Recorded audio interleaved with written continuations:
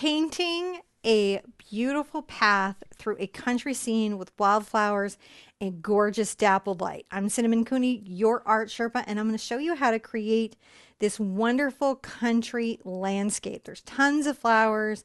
There's tons of this class all about how to create lighting effects, how to deal with different greens, how to create light down the path. It's really involved. It's really deep in. To help me do that is my husband, John. Hello. So when I'm explaining a tool or technique, John's going to make sure that the camera's pointing at what I'm talking about and that you guys can really see it. Now it's not just hands here. I will be with you. A mini-me version will be with you, talking you through the whole thing. I don't record it and then talk over it.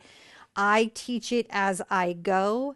So that's really going to help you guys know what I'm doing, why I'm doing it, when I'm doing it. If you're here for the premiere, there's a live chat. I love that. Hi, thank you for coming to the premiere. Be sure to put your questions all in caps because there's a bunch of moderators here and they will help you find those resources. Maybe I'm here and I will answer that question during the show. If you are here for the replay, put that question in the comments below. I check my YouTube channel every single day.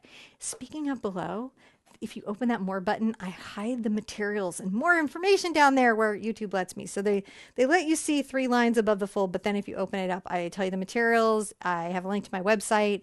You don't have to do this, but if you want to check it out, I have an art store on my website now. So things that you see here doing the show, if you want to just conveniently go get them at a reasonable price, that's there.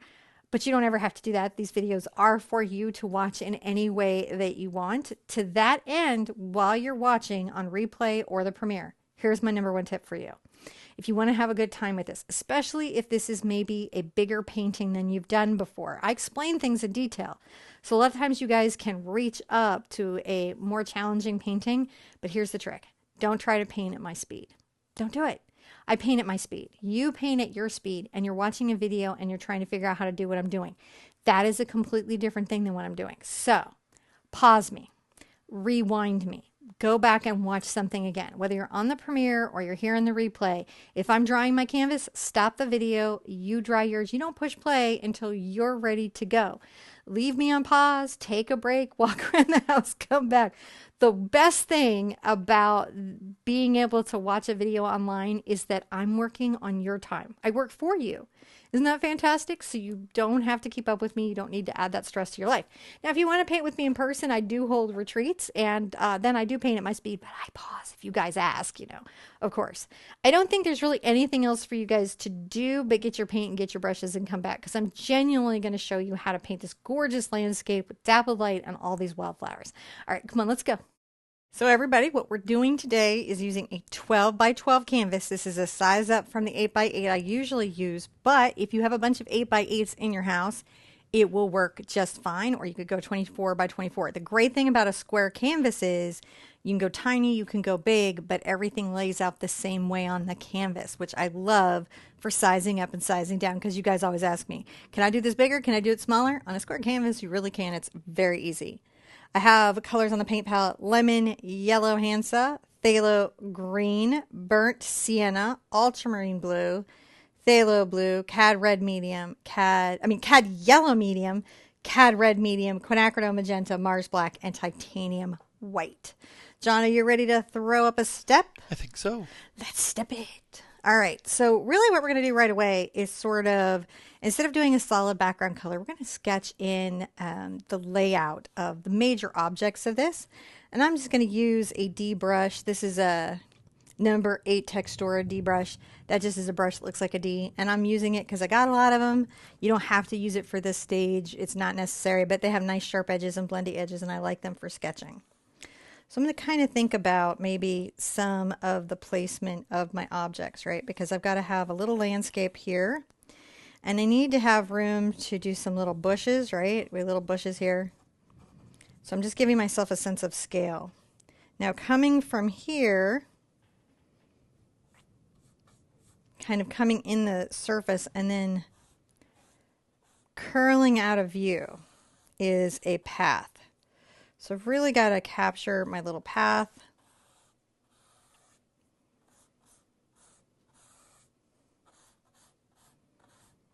So I know it's going to kind of vanish into the distance. I've got some great Wonderful gardening here. And again, I'm just letting myself know where things are. Some low greenery here. Another little mound of greenery up here, which is where my trees are going to be. I've got my little fence here. Now you could use the traceable at this stage. You know, that would be super doable. Just making sure I like where the placement of objects are, because I have this idea of what I want to do in my head, and sometimes you've got to just sort of sketch that out. And it's very loose, isn't it? Now your traceable will have more information than this, for sure. And the reason for that is that I create them from the finished pieces. So like here I might be kind of, you know, having a design idea, maybe a sketch or some studies, but like for the finished piece, who knows how many changes I will end up making. John can totally tell you that many, many things come and go from the design phase to the finished phase. Yeah, between sketch and... But notice how sketchy this is. I'm just telling myself, up here is some sky, there's some bushes here, I know I'm going to have trees here and a tree here, so it lets me know basically where my color blocks are going to be and how I'm going to be using them. It's not too much deeper than that. And again, you could use the traceable at this stage, and there's nothing wrong with that because we do so much painting over, it's not even cheating because we have that there's really cheating in art except forgery.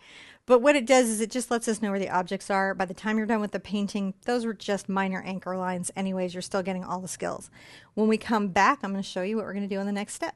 So I'm going to want to start the first kind of putting in of my sky here. I'm going to take a 1-inch oval mop. I'm going to get it wet and kind of wipe it off. And I'm going to load it up with a little white paint because I'm going to want to make a light kind of mellow color.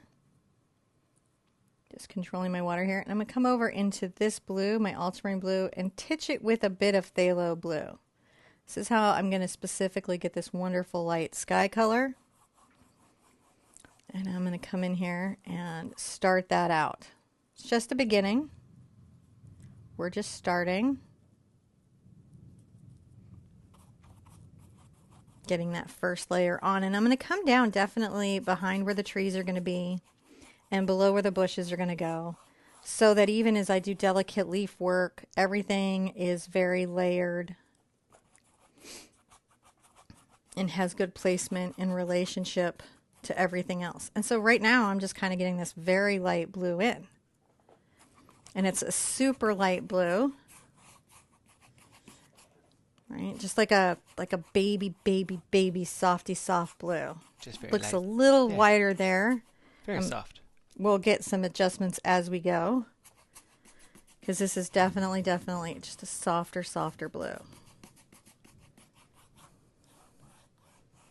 All right, there we go. Now, as I have that, before it goes completely, you know, dry, I'm going to put a little more of the ultramarine blue here and kind of blend that in down low. Kind of interesting, right? A little bit different than we do sometimes. But we're just getting a little bit of that.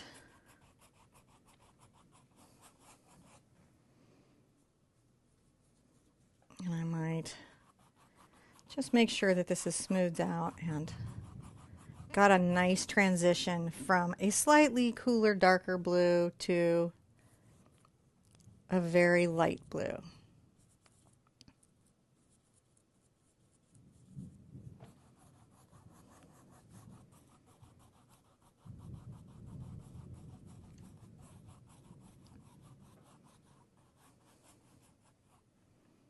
I really like doing these types of things. They're just really fun to get into. That first little layer of sky. All right, now when we come back, we're going to dry everything, and then I'll show you what you're going to do next in the piece. And definitely I'm going to have to put out some more white paint, so I'll be back with a little more white paint and a completely dry canvas. If you're here watching the video during the premiere or the replay, remember you pause me if you're painting along with me, and you dry yours, and then when you're done, you start me again, and we'll be at the same time together. So that's how that will work. That way you don't feel like you're rushed or trying to keep up. So I'm going to switch tools a little bit. I'm going to go with my 18 Raphael Artini Hog Bristle Round, just because it's going to give me a nice scruffy scrub. It's lightly damp.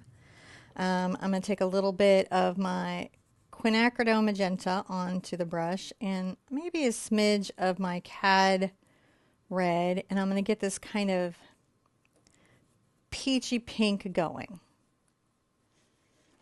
And we're going to come here and start to lightly diffuse a bit of that peachy pink in this area.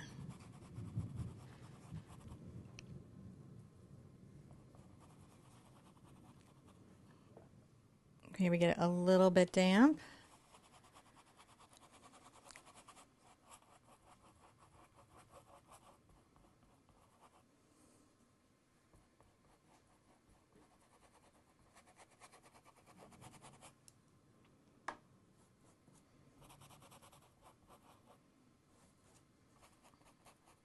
So what I'm doing there, I'm showing you something. I'm getting lift up, and the reason that I'm getting lift up is I had too much water on my brush. I can correct for it, but sometimes I correct for it quietly in the painting, and that just leaves you guys not seeing what's going on. So I'm going to come through here and add another layer in, and then as I go, I'm going to keep layering it in, and I'll be able to get it worked out there. Now, as I go down into the sky, I'm going to kind of blend in some blue.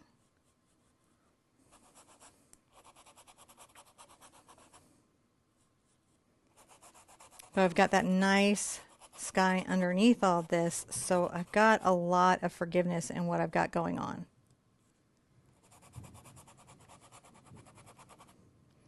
So it's super easy for me, maybe a little more phthalo blue this time. Super easy for me to come through and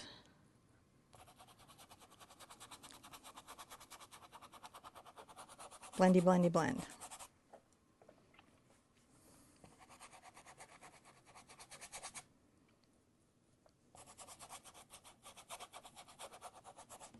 You can see it's just a very scruff methodology.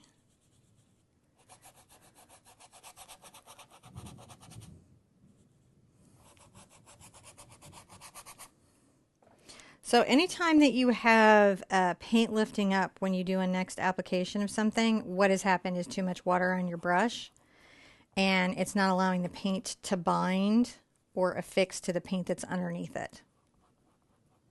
And that's all that's happened. You just got to give it a second to dry, or think about being dry.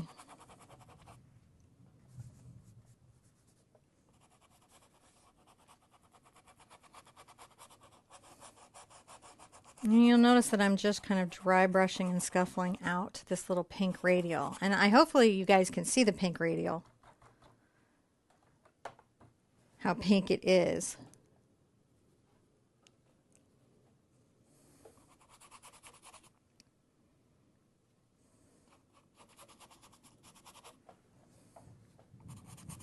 So I tend to wipe my brushes off when they're hog bristle under the table. With a towel. I have a towel here, and I'm just constantly wiping out the extra moisture. And that's how I sort of control it at home.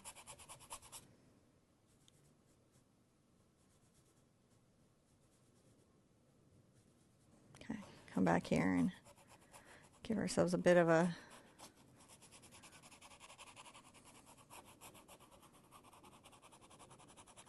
blue effect. Kind of coming back in.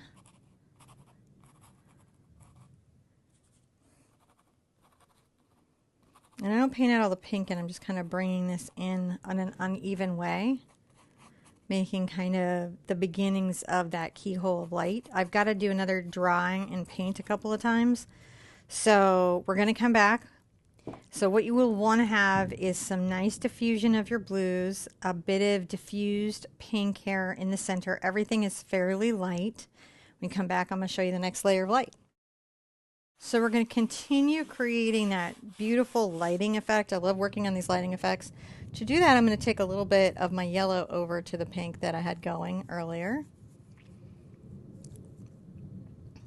May need to get a little of the pink back into it, but it's got a distinctive yellow to it. And we're going to start to very lightly from the mid brush kind of down, kind of bring a diffusion of cloud out. These are going to be almost in a radial. I like the way the pink and the yellow layer together. A lot of this goes behind, you know, the trees and bushes, so it's just going to be one of those effects that you see on the canvas, you know, as you step back and you look at the work. It's going to be kind of cool that way.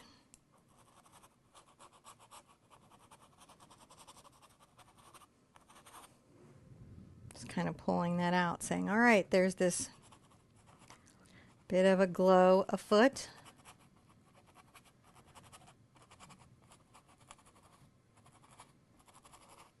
I'm not really worried about having these be a star. They're almost like a cloud. Been with a little bit of my quinacridone pink, my titanium white,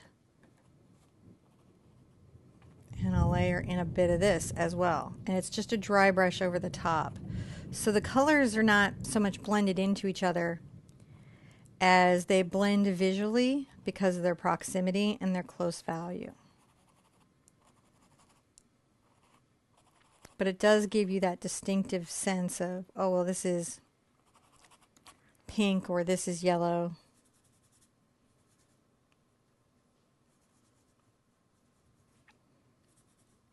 See, I'm just getting just the smallest amount of yellow coming back.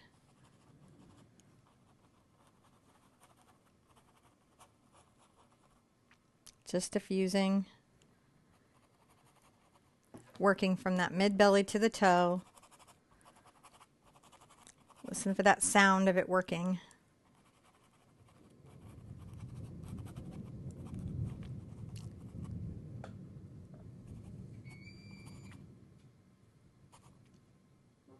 It's almost cloud-like. It's almost cloud-like. All right. Gonna rinse that out.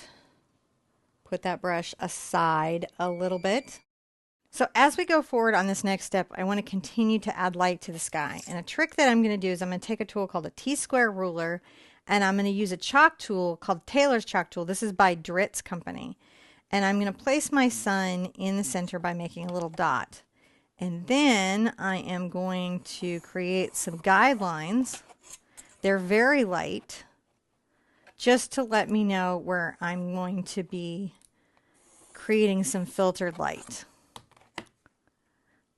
Right? So these will vanish in the process, and then when we do the brighter radials, it'll really make the whole thing come together. But I found that, you know, just for the straightness of lines, if I have a little guide, even if it's nigh invisible to my eye, it really helps me. Now I'm going to take a number 8 Raphael Artini brush. I'm going to get it mildly wet, wipe off the extra water so it's not carrying really any extra. And I'm going to take a little bit of my white, and interestingly enough, some lemon yellow.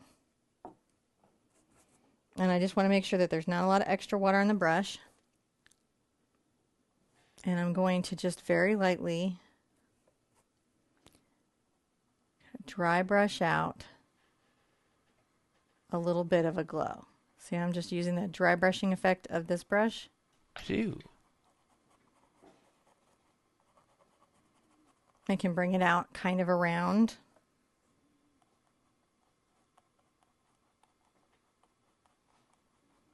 This is a very light effect. I'm not being heavy-handed with it. It's there. You can see it.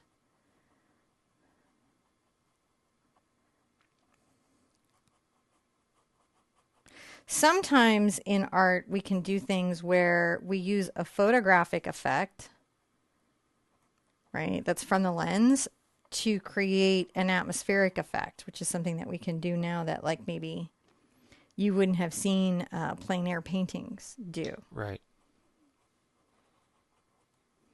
To create an effect or a look.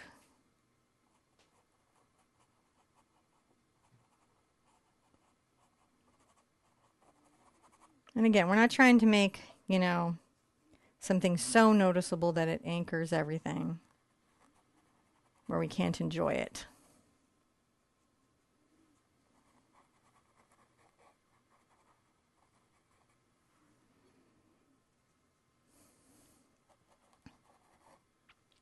Just a little bit at a time. The lemon yellow is sort of helpful with all of this because it's such a light yellow. Oh, yeah.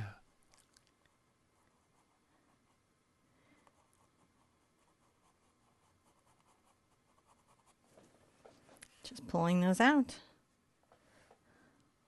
Again, light effect.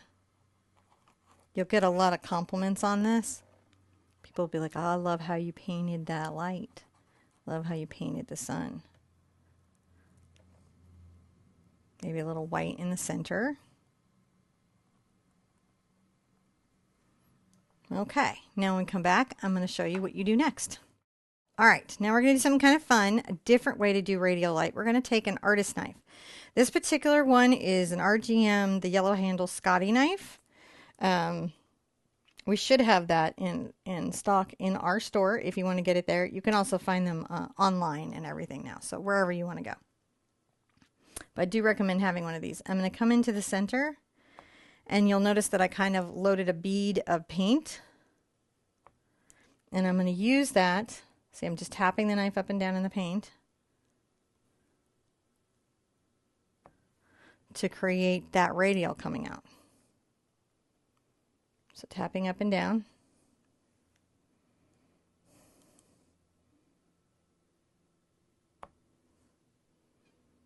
Just a little fine line. Isn't that wonderful? It's just a different way to really get cool. that effect.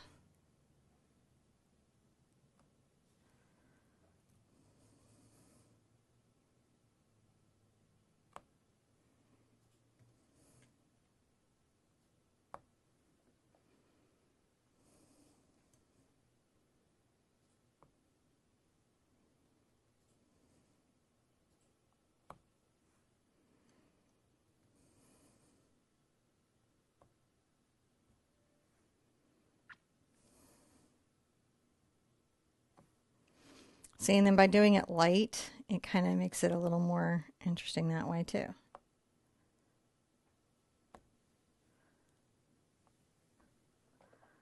All right, and I can even do some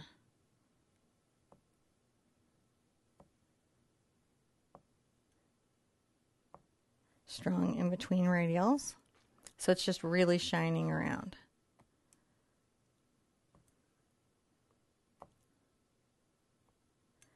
You can still do this by hand, you know, if you feel, you know, not confident in the knife.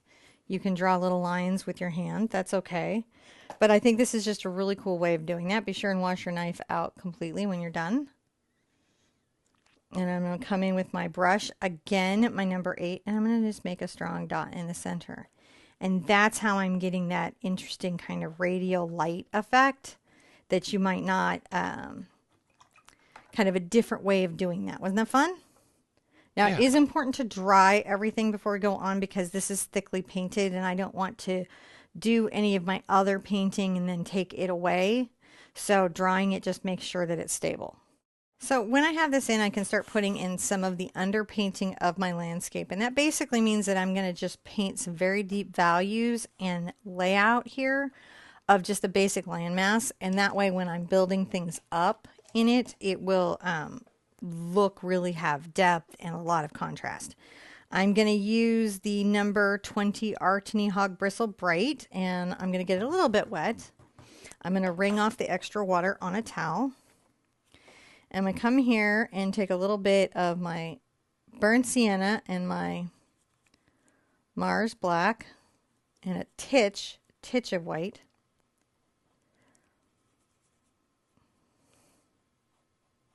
And coming on the corner of my brush, just give myself the beginning of what is this little footpath. Right? It's not a path that cars are on, it's just a footpath. Now as I come down, I may actually even start to angle my strokes a little bit, and that's going to help that say that not only is this footpath going this way, but it's going to talk about maybe some of the angle of the hill that the footpath is on.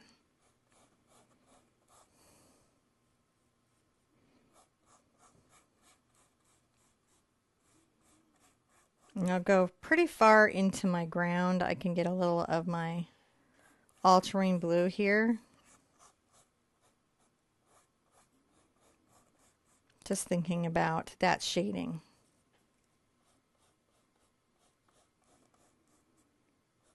Kind of putting that in, creating a little bit of a shadow that might be coming down. When I have that done, I'm just going to wipe that off, and I'm going to take my burnt sienna and my phthalo green together, and interestingly enough, a little of my Mars black.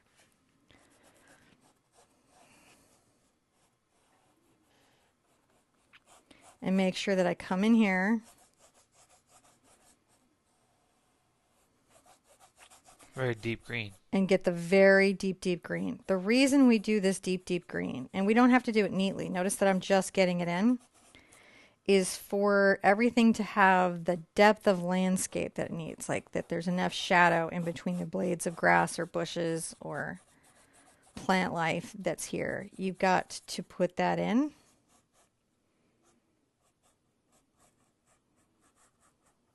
At this stage. Going to do a similar thing on this side. Burnt sienna, phthalo green, Mars black. Now I know I've got bushes and other sort of lighter things to be going here. I can even take this up a bit, come across here. But once you get this nice dark color in, it's going to make the rest of it so much more doable.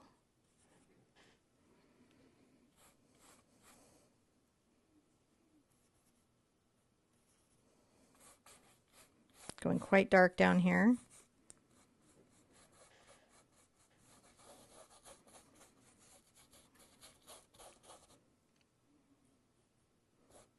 Maybe even a little more brown. I'm not worried too much about directionality as much as I'm worried about just getting the dark value on the canvas. And I can just scuffle and scumble it in at this stage.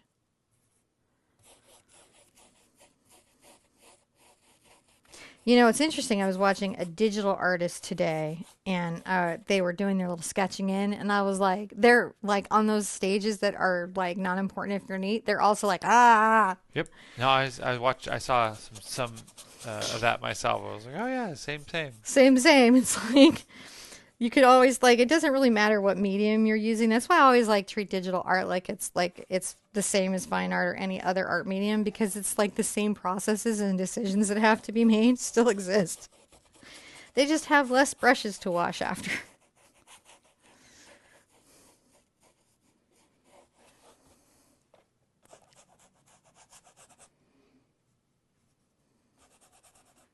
Just making sure it's nice and dark. I'll have to put some colors out again when I'm all done. But again, that's all you need to do. That's just the underpainting done in. You know, so you've got this nice sky started. You've got your underpainting in. I'm going to really rinse my brush out. And when we come back, we're going to dry everything super thoroughly because there's no point in even going on unless it's dry. So let's dry it thoroughly. Remember, you pause the video. When you're dry, that's when you hit play again. Okay, I'll see you in just a second. How are you guys doing? So hopefully you're still feeling really good here at step 8. You feel like you're doing great. I'm going to add some of my distant bushes. Let me show you how I'm going to do that. The tool I'm going to use is a number 4 Raphael Hog Bristle D brush. And that's because the brush is in the shape of a D. You could use a filbert or a braid. I just like how the D gives me a nice sharp edge, some good corners, and the rounded blending. It's just a lot of brushes in one brush. So it makes my work a little bit easier, and that's why I'm really enjoying them. When they first sent them to me, I was like, I don't know what I'm going to think, you know, like maybe it's just a gimmick. But then when I was painting with them, I was like, these are pretty good. I lent them to my mom. Well, I gave some to my mom, and mom's like, these are pretty good. And so I've really been enjoying those. I'm going to take my burnt sienna. I put out a little more burnt sienna in my phthalo green and wipe off the extra pigment. And I'm going to make a fairly light, muted green that's going to be in the background. Right? It's just far away. It's just almost sagey. And we're going to come here. I'm using kind of the corner of my brush. And with this sort of lighter color, And I can come down a bit with this into this area. So you can see I can sort of overlay, making these irregular little shapes. They are irregular, aren't they?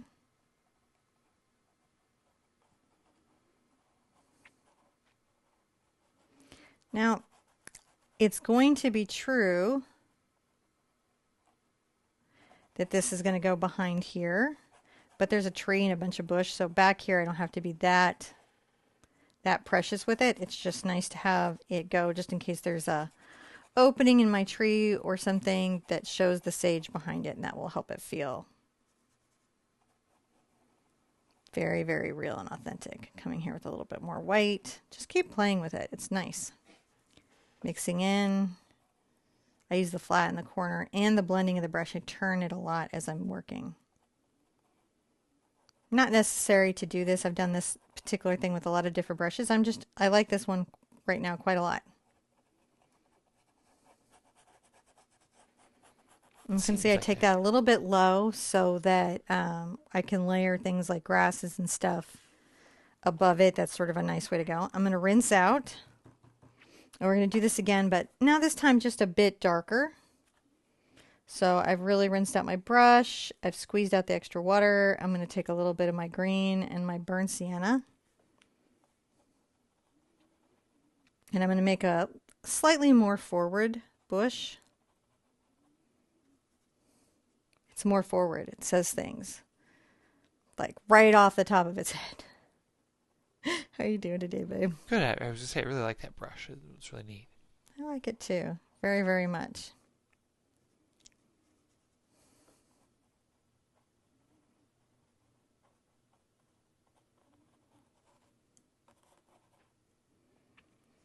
Again, you don't have to have this brush, and you don't have to get it from us at all. Like, they're for sale other places now. I know sometimes if you're living out of the country, you got to, shop at different places. So Raphael's an international brush company. Chances are that you've got something in your area that carries them if you really want to try it. I'm bringing up little, kind of building that bush up into a shape, if you can see.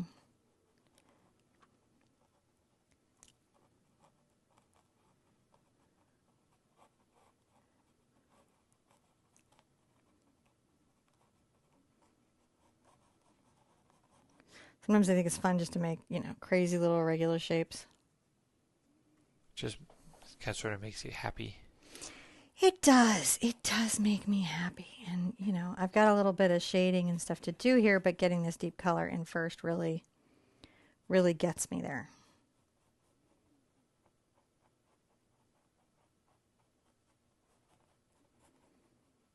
You can see I'm making sure that the center of the bush is quite dark. Even as we add little bits of shading that might be coming out, and I'll come across here, little highlights and things, you do want to have the depth of the bush really dark.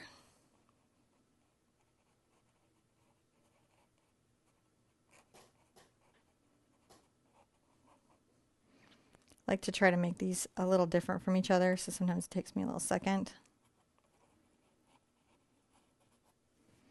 Now I can come in and add a bit of my cad yellow, interestingly enough.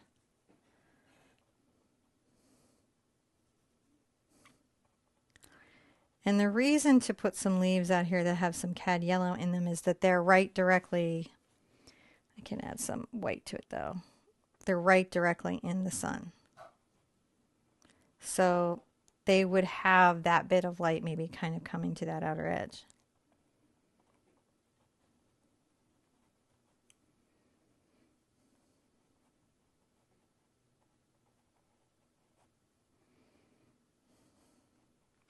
When you have an idea for a painting, right, and you weren't out just traveling and taking pictures for yourself to paint from, when you have an idea for a painting and there isn't like a photo reference or something for you, what you've got to do is you've got to find references that have the elements of the painting that you're imagining, right, that you can use to go, where would the light be? Where would these different elements be? I'm coming in with just a little more of the white and green.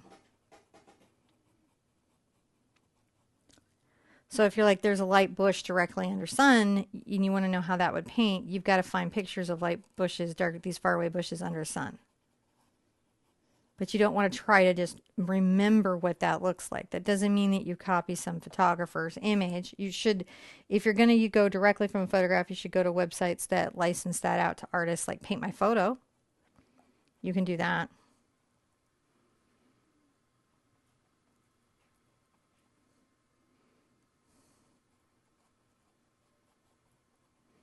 And if I think these still needs to be pushed further back, I can do a really cool glazing trick, which I think I might do to even mute it more.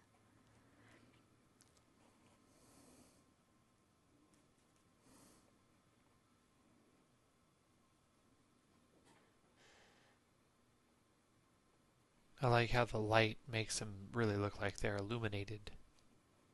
Fun, isn't it? Sort of defining there, but how the light coming from behind illuminates the edge of the leaves, and it really needs to. Yeah. But I do think I want to push that back a little bit, and I'll show you a trick for that. In other words, the reason when I say push it back is I feel like it's still a little too saturated. I like the value, that's okay, but I want the saturation to be less. And to do that, I will have to dry this, and then I'll come back and do a kind of smoky glaze. All right, so if ever you're doing distant foliage or something and you feel like for atmospheric perspective, those are the things that let us know in landscape things are closer or further away, that the colors are too saturated or too bright to push those bushes back enough for the foreground stuff. You're going to use a product, I'm going to use Gloss Glazing Liquid by Golden. I love this product. This is my favorite. I don't know of another one that does what this one does because it isn't a glaze per se, though you can glaze with it, which we're about to do. It is also an extender and a slow drying agent, which is a lot of things for one product to be. Now I'm going to use a softer brush, but I'm going to use a D brush here because it's got that nice blendy edge. See where it's real soft there? I'll use the number 16 Radial Textural. This is still stiff enough for heavy body paint, but it is light enough, soft enough for blending. I'm going to grab a little bit of my white and mix it in the glazing medium. And I'm going to come here and use a glaze to sort of push this back.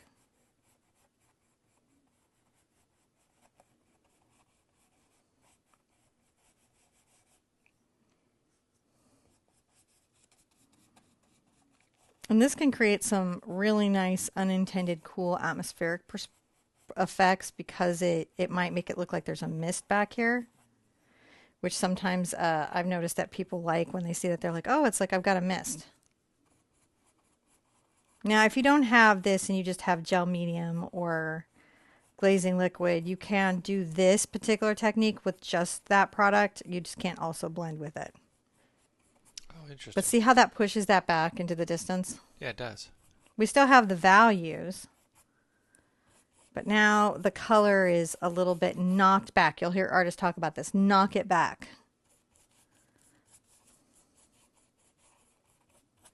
And that's what we mean when we're knocking something back. We are putting it back. Now I can still come through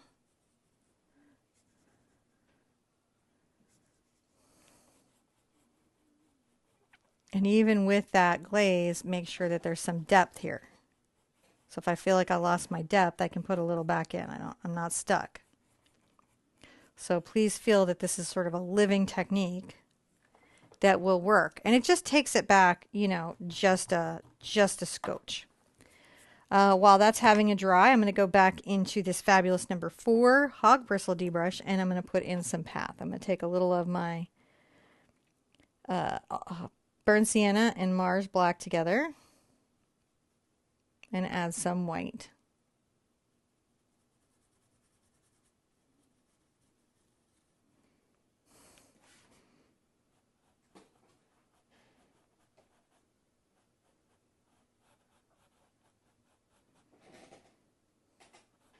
Just kind of putting in some of this.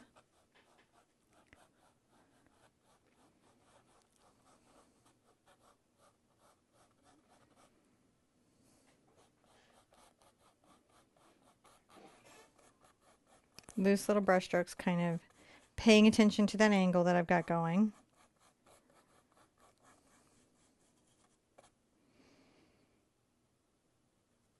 can keep adding white.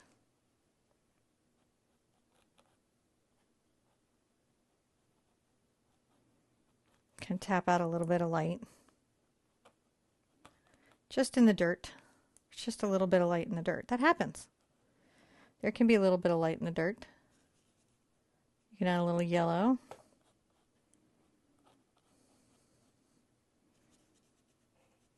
Warms it just a bit.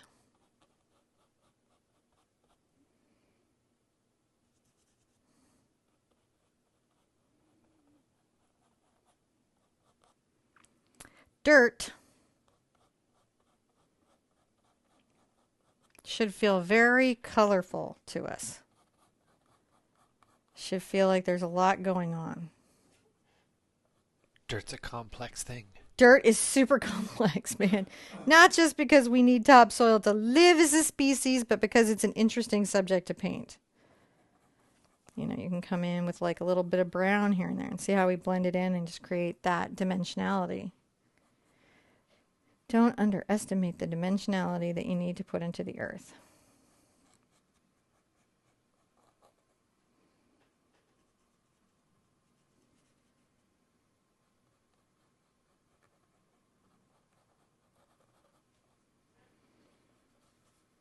A little bit of yellow into that brown there, just kind of warming that far side. Like where the sun caught it? Yeah. Just warming it.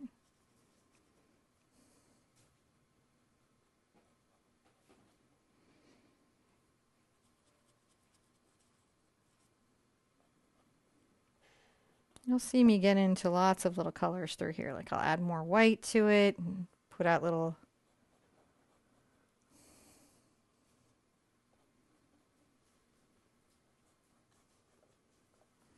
depth charges. Color. Kaboom! Like you do.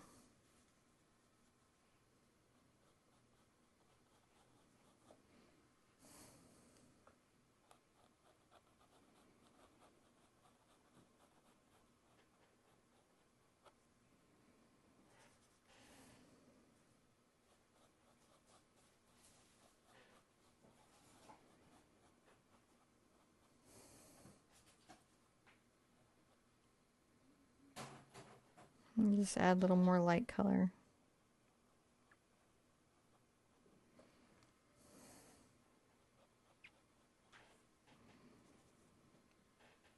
Whoever knew you'd put so much thought into a little walking path, right? Well, it's interesting because the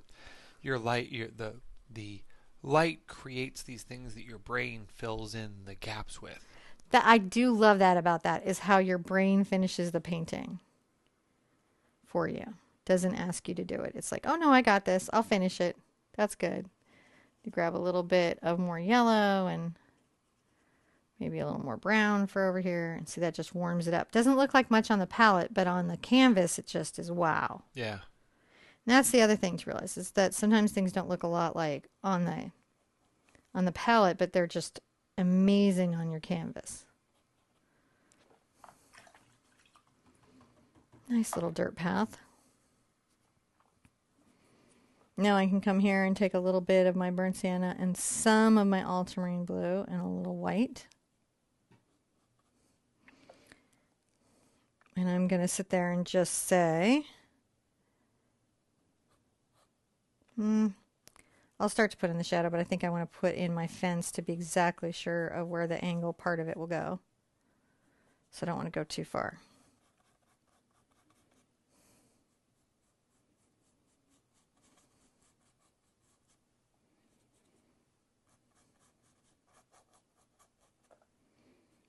Just a little more blue. Cools it a lot, doesn't it? Drops that side some. Yeah. And I can always take it into the grass, right? So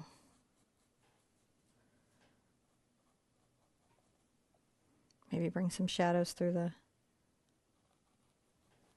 the dirt.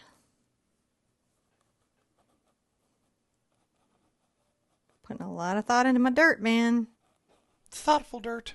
Such thoughtful dirt. Okay. That looks pretty good. Let's dry that and I'll show you what we're going to do next. So I'm going to continue on with my D brush and I'm going to do some faraway grass. I'm going to grab a little bit of my yellow and brown over here. And then we'll add just a smidge of green to it. And let's start painting some upward strokes that's grass.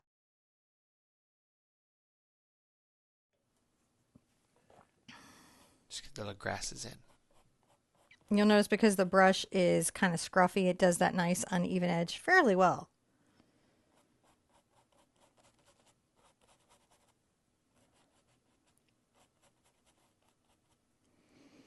I might come back here. Just make sure that I've got a dark color, added some green and burnt sienna together, and I'm just making sure that when I bring my one hill forward that there's some depth to it.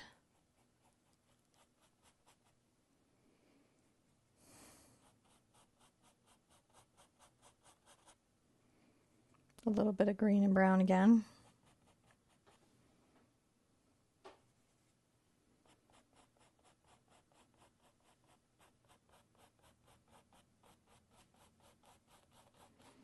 This is sort of this layer that you just kind of think about. There's a lot more to do here, but I want to get that in.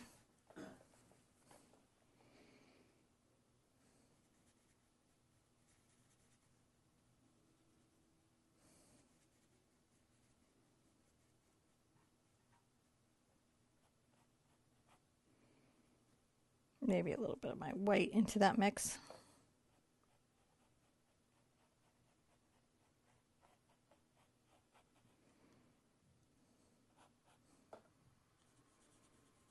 A little more brown and yellow.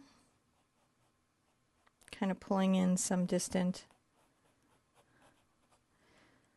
perhaps grass into that. Wipe off.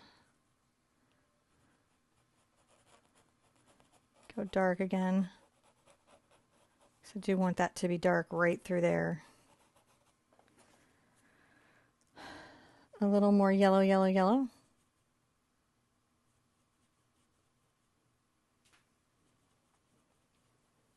Yellow, brown, and white.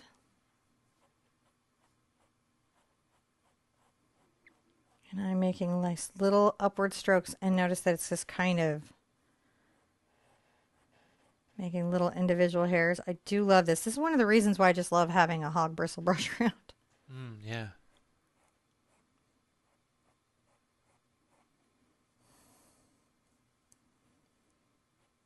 I like to make sure that I'm multi-directional with my brush stroke. I'm coming along the little flat edge. If ever I'm using a brush and you're having trouble getting the effect or getting the stroke, something to realize is that, you know, maybe you're not familiar enough with that brush yet to do all the strokes. Use the brush you know. Don't try to force a moment or a technique. There's no point.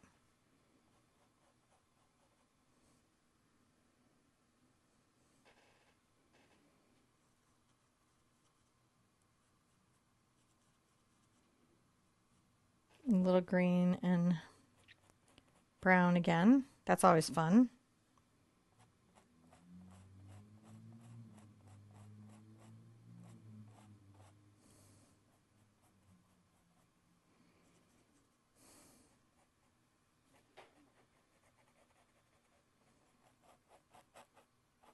You can push up too, which gives me a neat effect. A little brown back into that. I do want these things to layer in a particular way, and so that's what I'm trying to make sure I get into.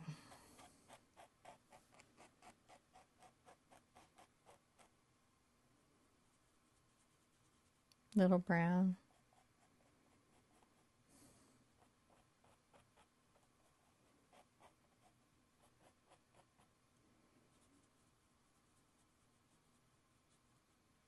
Get back into that brown and green and try to make sure that I've got a nice shadow coming along here.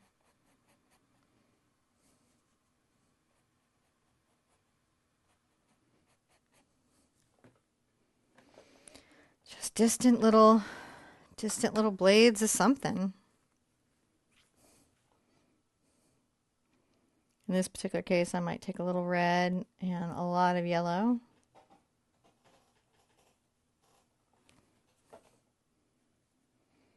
And a little bit of green.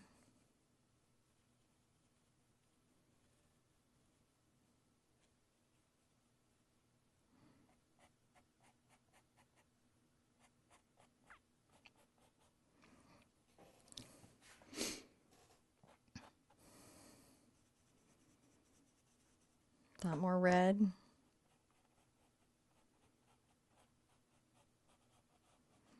Let's bring a little of the grass down into the earth. It's just very dry brushed. I know I've got layering to do. A little into the brown there.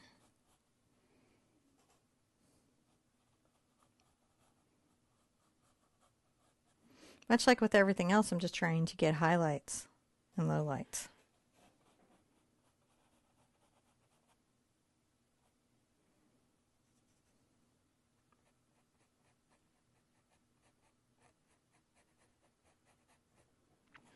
Push up some little blades there. Just building up a world. A little more yellow.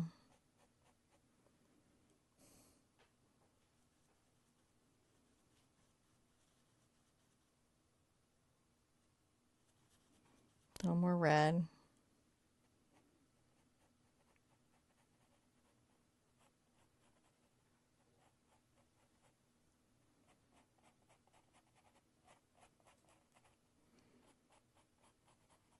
Little highlights coming up there. Just little highlights of the grass.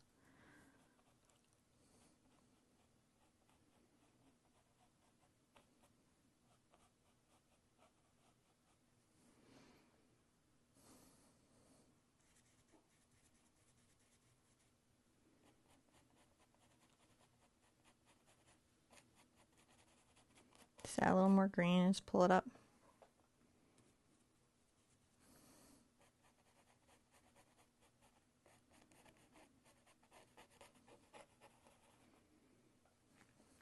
This is this part where it doesn't really show that much, so you're not really in a lot of trouble with it. I'm going to get a little bit of my lemon yellow and my white, and I let the brown mix in, but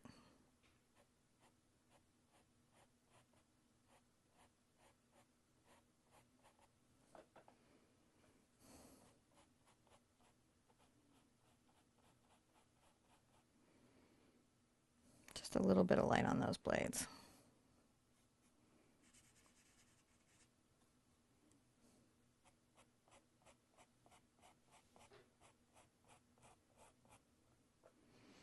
A little bit there too. It's just touches. I don't want to go too far back. Rinse out. Go ahead and get a little bit of my brown and green together.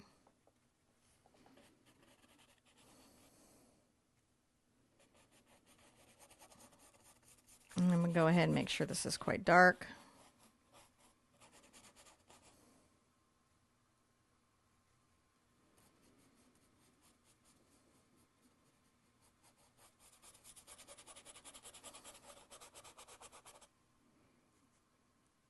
Little burnt sienna, phthalo green, making sure it's dark. It is very dark. Now, it doesn't need to be dark all the way out to the edge. The greens are going to get much lighter as they come out, you know, this particular way.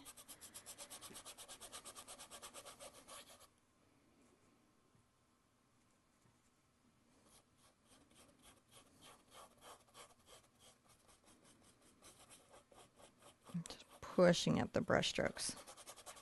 Kind of thinking about the directionality of the little grass blades that are coming. They're not here right now.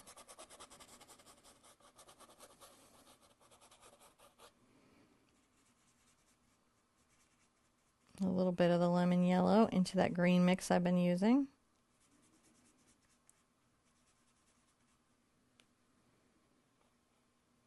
Maybe even more yellow.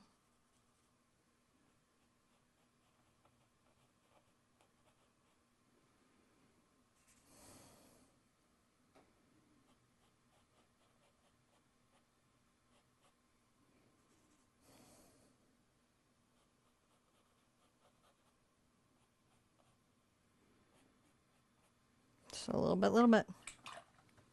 Painting bits in. You know, I can take a little bit of the ultramarine blue and my cad yellow, and I get this fabulous yellow green, which is great in landscape. See how that's just distinctly yellow green?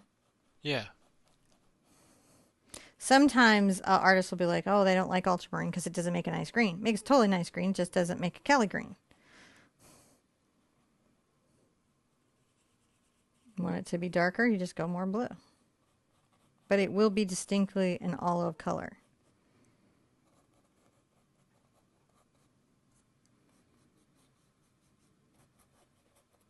Down here I'm going to make kind of short, irregular marks. Maybe building something up there, but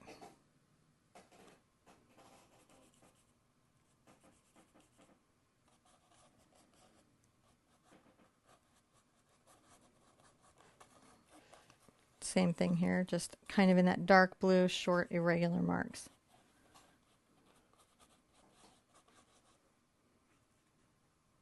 You can even get the lemon yellow into it.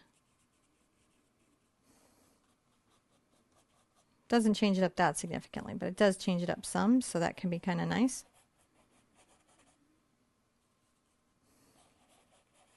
Maybe a little more blue in there.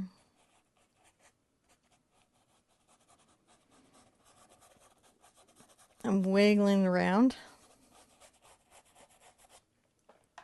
When we come back, I am going to dry it again so that when we come back, I will show you what we do next, but we do want the surface here at this stage to be all the way dry. So we're going to continue to build the botanical and distant tree elements here. I'm going to go ahead and grab a number 8 round in the hog bristle archny brush, and I'm going to get back into our dark green mixture, which is the phthalo green burnt sienna. Gives us that nice sort of shadow. And this area we do want to have sort of deep in bushery or shadow. It's going to come up to about here, which is why I was like, some of this you don't need to be that specific about, just because the color is going to be so dark coming in. And so this is really going to be up to about here, and I may even paint some of this in and then come back and texturize it out. I could probably use a bigger brush.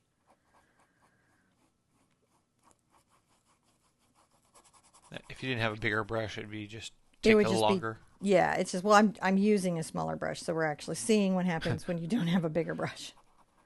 I do have one, I just don't want to switch it out at this stage. I'm going to come out to a couple inches here.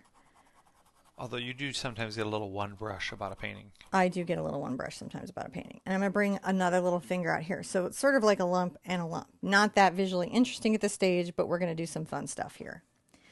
So the first thing that we're going to want to do is start to create that leaf effect or texture. Even in the area that's dark valued, it's okay to tap the brush up and down to maybe start to speak about this little texture. And we're going to allow the edges here to come out into a more uneven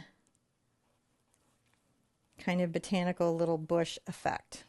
Because, you know, that's what leaves do. They kind of work their own thing out. They're all trying to compete for some type of space to get to light.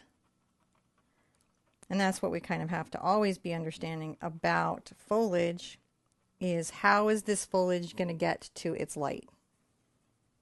Some leaves, you know, are protecting the plant's resources on the inside, but a lot of times it's about carrying resources to the root system below.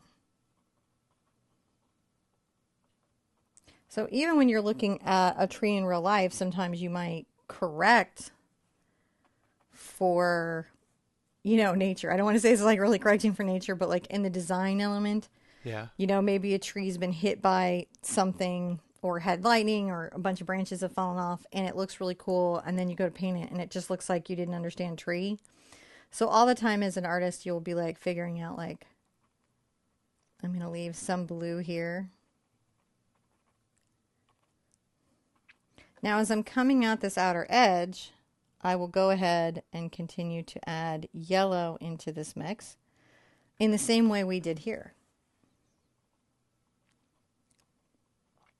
I'll come back into the branch and pull this brighter yellow out,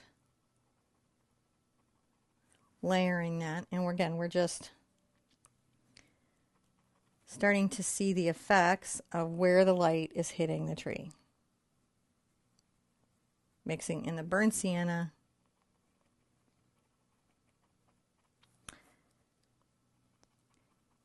and the phthalo green and the cad yellow.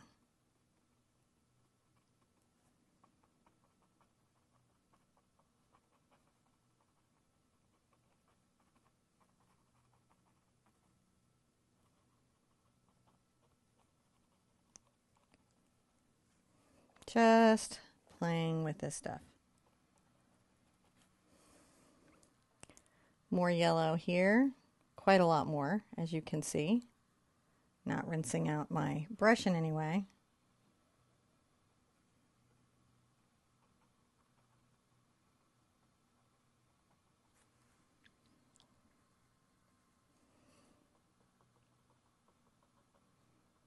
And I'm just tapping the little brush up and down. And so instead of just painting every individual leaf, the individual leaves. Yeah. We allow the brush to sort of give us a sense of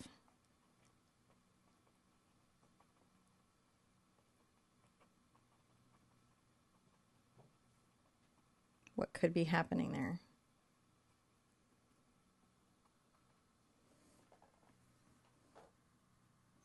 Even more yellow. And this time I'm going to go ahead and get a little white into it.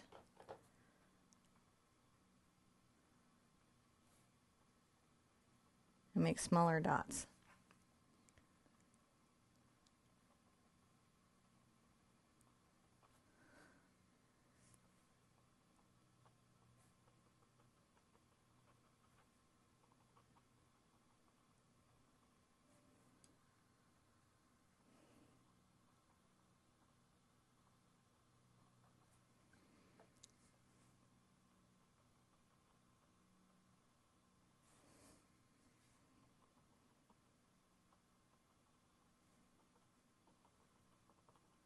You can see just getting it lighter and lighter there. And you can always go back into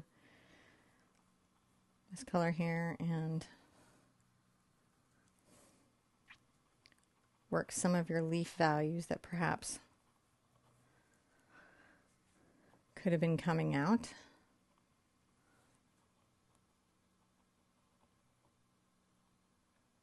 To this outer edge. Now I'm going to come back in to my tree and get that dark going again. And you can see as we layer up this time, the depth of it really shifts down and becomes quite deep and dark.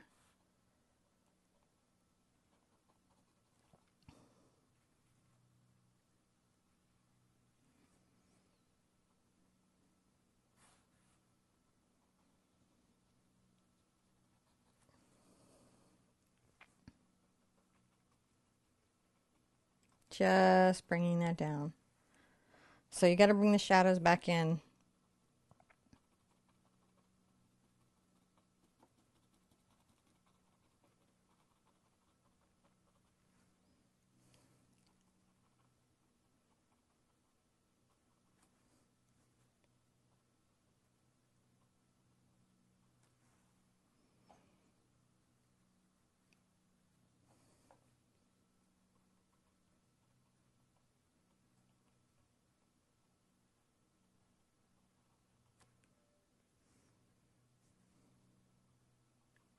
I can come back with light. And we just dance those two back and forth really against each other.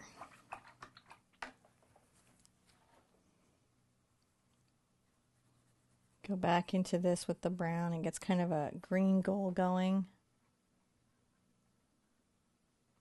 Close up some of that. I may want to come back and put distinctive little bits of sky showing through. but I'll need to let that dry a bit to get that. Now, interestingly enough, we've got to go to the far side of this and kind of hit some of this again. It's maybe a little different than this far tree over here, but similar. But very similar. Enough where we don't probably need to do a whole new step because the techniques are fairly synergistic between the two.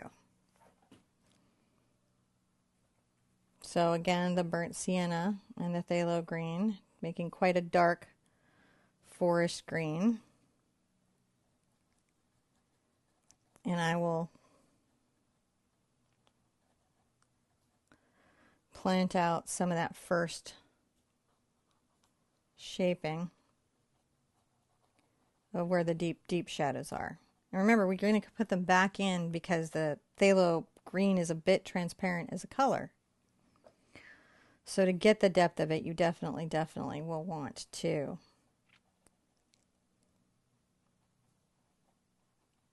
come back in and add some color.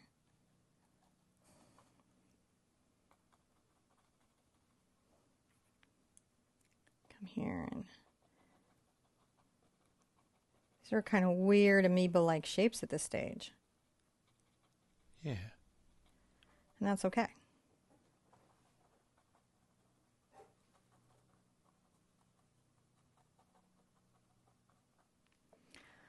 Because as the trees grow, and as we work with them, maybe a little more brown on there.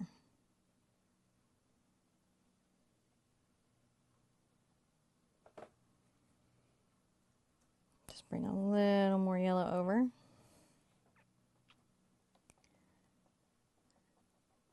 And I do try to come back into what I've already gotten. It sort of blends on the canvas too a little bit, which is very nice. A little more brown into this mix.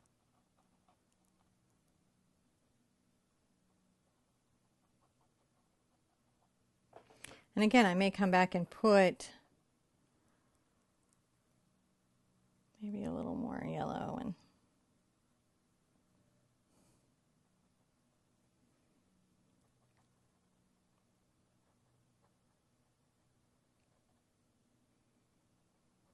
brown over here. We can keep adding value. We can just keep playing with it. It's got to be kind of mellow and everything on y'all's side watching this go in. Super mellow.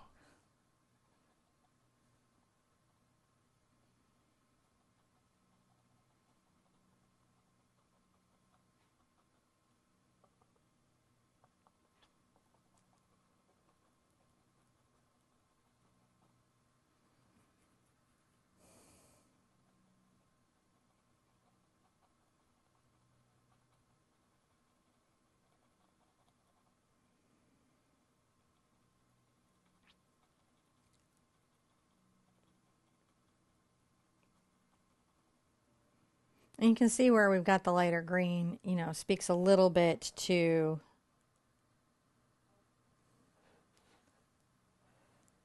where the light is coming through. Lots of yellow here.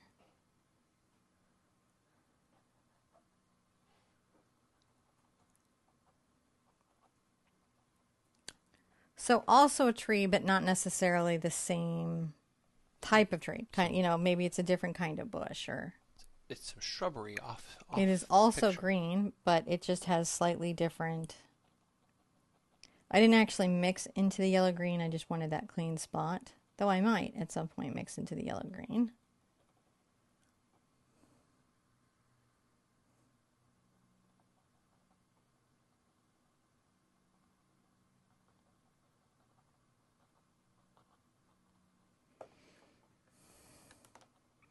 But the idea is that we're backlighting these leaves. If you're doing this little series all on these like paintings that really discuss light, you're going to notice that there's definitely this sort of repeating concept of light backlighting and coming in and shining through the leaves. Just bringing this through. I'm not trying to create snow. I'm just trying to create depth into the little bush over here. We go right back into our dark color again,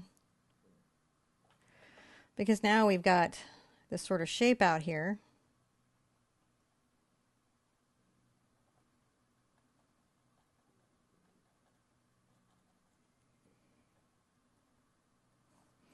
Also, this depth will let us layer the different spectrums of grass through. Making sure the back is really covered.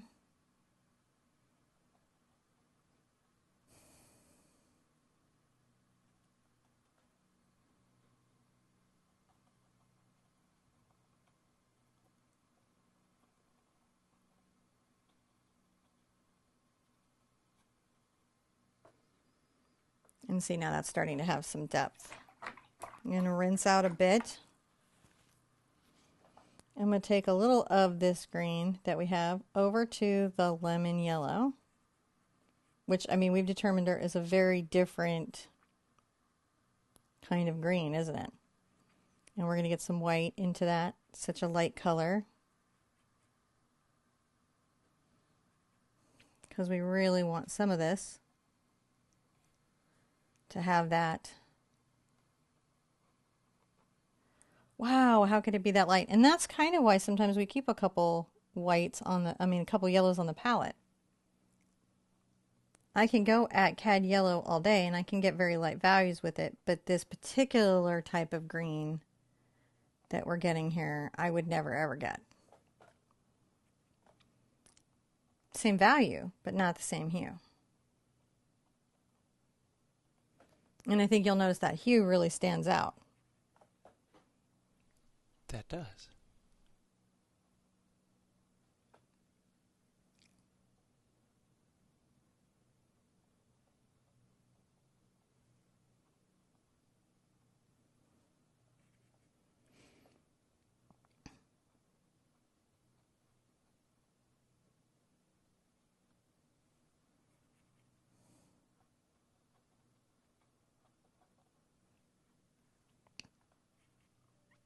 I might move some of this over to the other tree as well.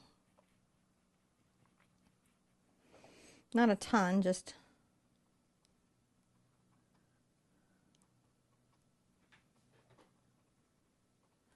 a little bit to really dance out that play of light on these little leaves.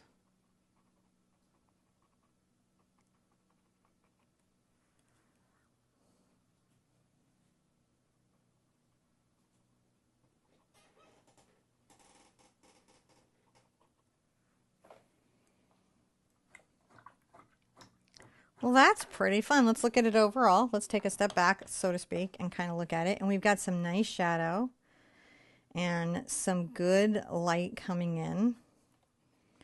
I think we have some nice setup for these. I'm going to dry it and I'll show you what's next on the next layer. So I'm going to continue working through here. I've taken a number 4 Isabay Isacryl filbert. So that's this, just like the D-brush where it's shaped like kind of the thing, but I didn't want the blendy part because I want to get some edges. And I'm going to come in and, I'm going to add some lemon green there. I'm going to start to come along here for behind this tree, maybe get up here into the cad yellow and start to speak to some of these other greens that will be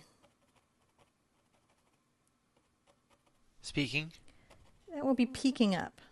Yeah, they'll be speaking. I don't want them to come from the exact same brush because I want them to have a bit of a different feel about it. I may not like this brush as I paint with it, but it's just sometimes it's nice to have something that's a little not the same. So it's just giving you different brush strokes, different effects, just so it feels like maybe it's a different kind of grass. And that may not be enough of a difference. We'll have to see. You know, sometimes when you're going along, you're like, is that going to be enough of a difference? And then you're like, well, get into it. And you're like, I don't know that it is. I'm going to get a bunch of yellow, green here. And add some white into it.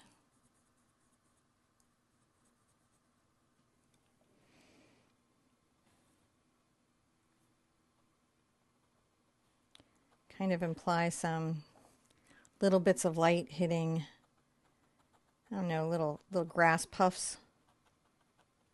So you're just tapping the brush up and down and creating those little bits of light.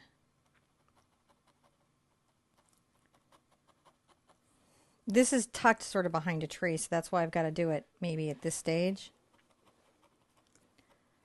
Is there isn't another time to get it in without painting around the trunk. It's just sort of an in and out little motion with the brush. All your brushes do all kinds of interesting things. It's really just about understanding. Maybe I'll get some of this yellow green here. That's how you talk about doing swatch pages and stuff, and like testing your brush stroke pages and things. Yeah, I think those are always super useful. I'll go into this and lighten this up. It's getting a little mint, but that's okay. If I come in and add a little cad yellow and a little burnt sienna, it will go into more of a deep color. I'm wiping my brush out, just trying to get the paint mixed in.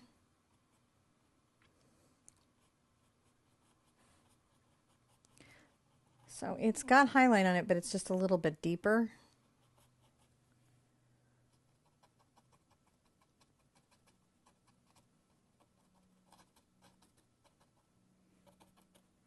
You know, maybe it's just going off into that center. We just don't know.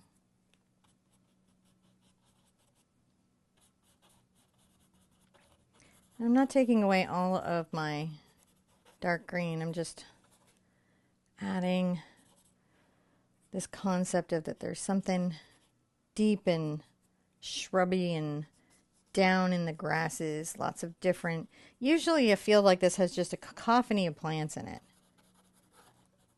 each competing for a little bit of resource.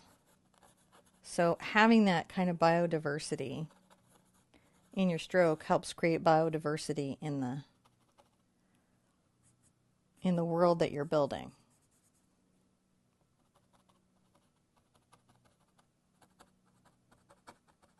Adding a little bit of back shadow, right?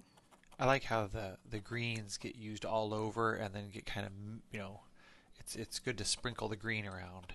Sprinkle that green around. Yeah, we do something with it, don't we? Now I might get back into my D brush because that does a very nice little grass effect.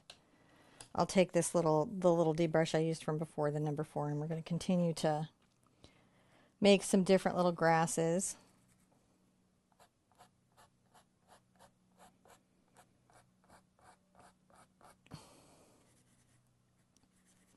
I'm going to get a little bitty blue there and add a bit more cad yellow this time. That green gold is always kind of powerful. I might even get some burnt sienna into it. It really green golds it. It kind of gives you that dry summer grass effect.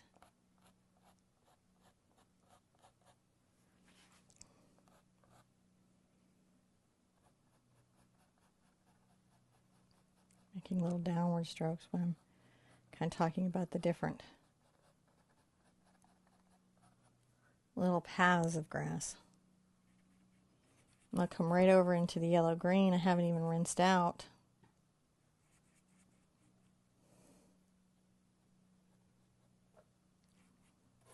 I wipe off on my paper towel just to control the paint management.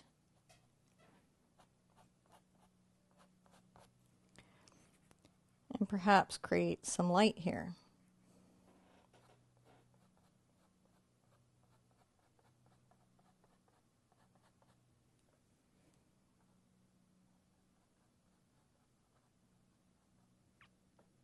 Just little bits of grassy light.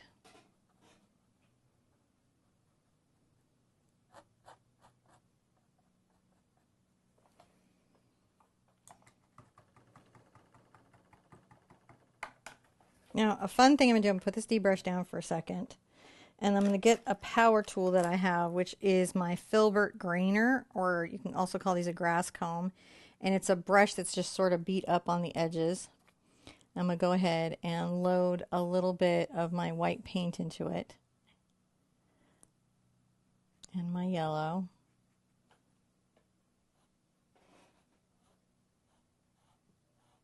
Oh, that's really interesting.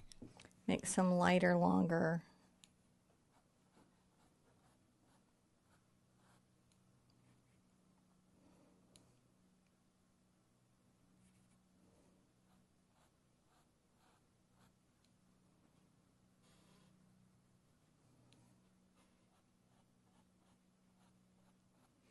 So I've got my down deeps, but I also want to have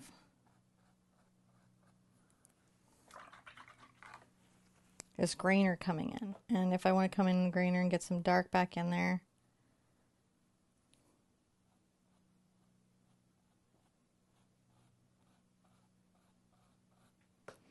and that just gives us some textural interest.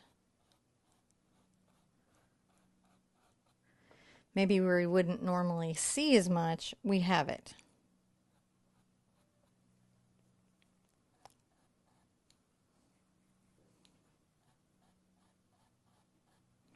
Coming back into this sort of darker green that I made from earlier, I can come back and add some of that interest back here. Right? It is darker. And I know we're going to have so many flowers layered over it that it's kind of irrelevant.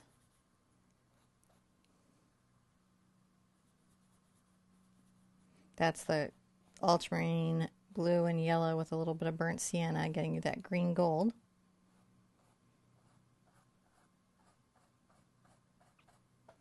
And I do like this. It lets me do some interesting work. Looks quite nice here too. And the other side.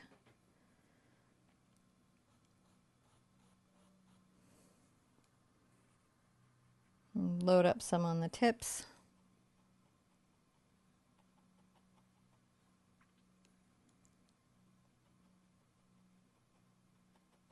See how they're like little splatters? They're just kind of fun there. I like this even better than the other, but every time I do this, it's a different plant, isn't it? It implies that there's somebody here. I like it. It adds little highlights. Sometimes it's nice to even do splatter in this type of landscape where you splatter out little bits of green, because it will feel like every once in a while that something on a very fine stalk that's perhaps going up and reaching up into the light, you know, almost appears to be floating.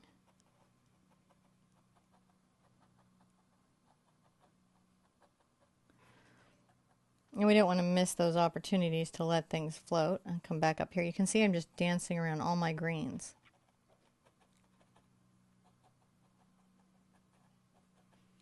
I know I've got more coming up through here with the flowers and stuff, but it's just nice. And come back into my brown and my yellow. There is some white there. And by doing little short marks, I can imply some short grass, can't I? Out there. Wipe off on the towel.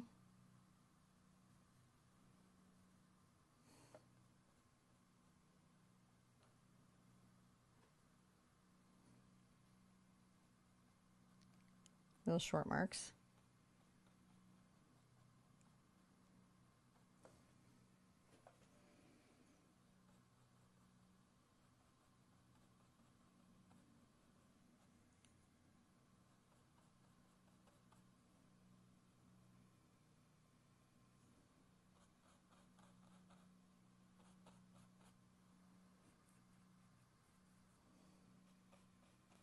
Layer, layer, layer. Okay. I will want to dry that so I can do the next part. I am drying a lot between layers, but that's just so that the layers can build up on this landscape. That's sort of a function of acrylic. Sort of a function of this particular acrylic painting for sure. So let's dry, and when we come back, we're going to continue on. This is a big one, but you got it. So I did a little bit of quiet thinking. I wanted to put my fencing in. A lot of this is covered by foliage and florals and things like that, but I didn't want to edit out this idea of the gate. So I definitely want a vertical post, you know, here, allowing that to come out, a slightly longer, taller one there, because there's a bit of a bend on this gate. So you can see I bring these lines down.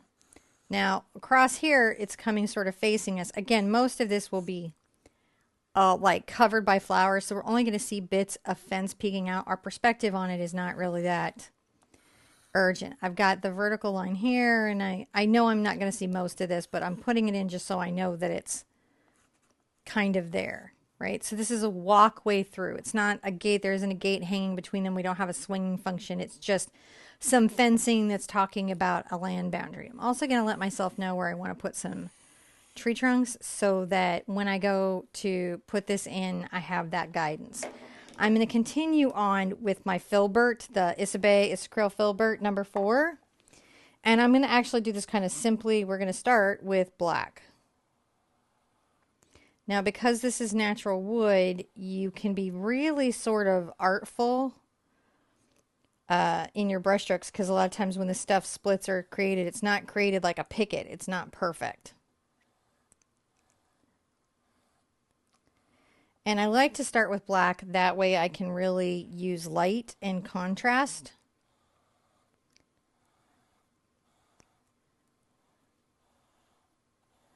To kind of speak to what's happening there, the woodness of it.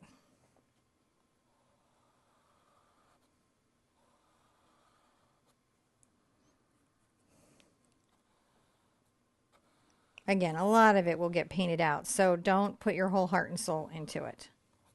The other thing I'm going to talk about is a little shadow coming down there, because I know that that's going to be happening.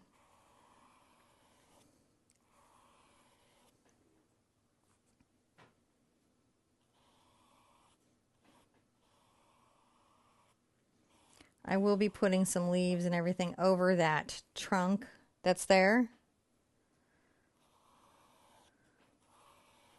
But I just want to get this little tree kind of started in.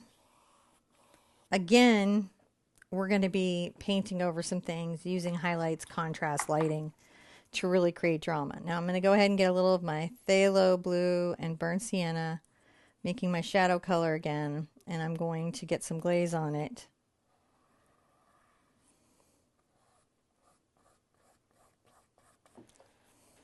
Maybe even more glaze, because I just really want this to, I want the paint underneath to show through.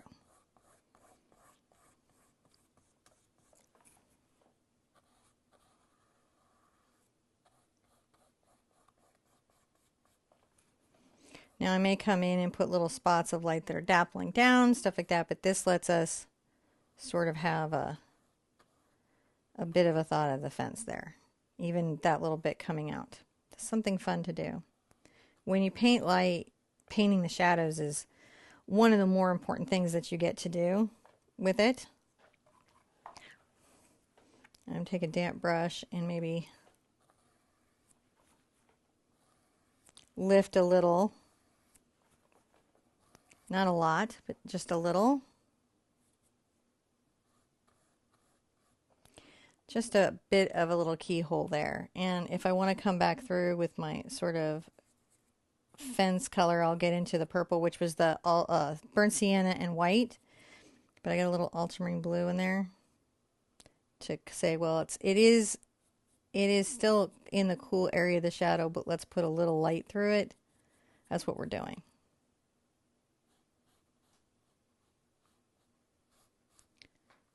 Not the bright yellow light, but sort of a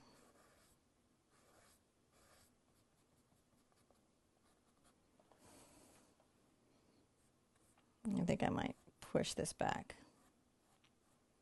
So it's just a little bit there, but kind of see what I mean? Creating that little space.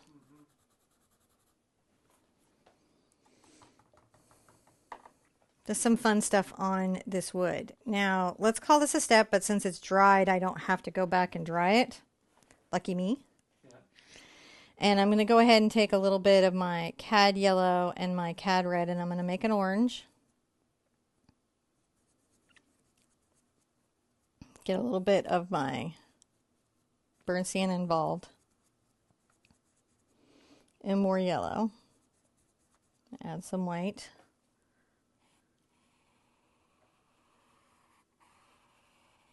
And come on the inside of this part of the tree. This one goes in front of the other, so I don't have to worry about it too much.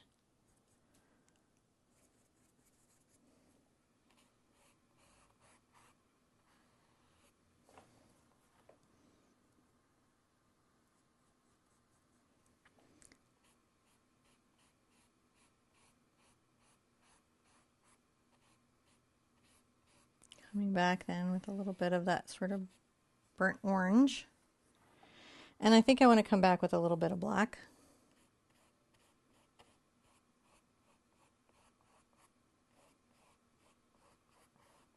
Kind of blending that and smoothing that out. Now I feel like some of my highlight went a little bit too far past the tree, so I'm going to trim that back in with a damp brush, which you can super do, and sometimes it's easy to forget we can do. Get a little bit of my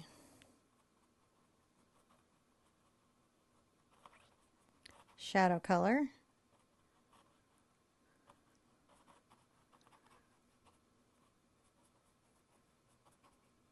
And it's just nice to make sure that there's sort of an uneven covering.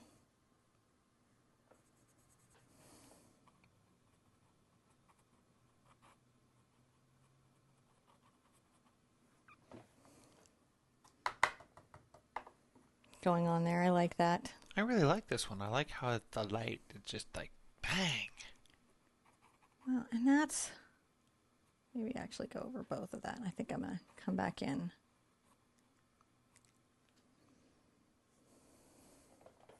Just making sure that we've got nice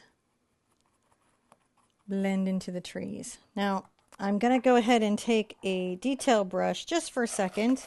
Hopefully won't need to get my glasses out for these little things, but you know, you got to put them in right now anyways. I'm going to get some black, and I'm going to come here and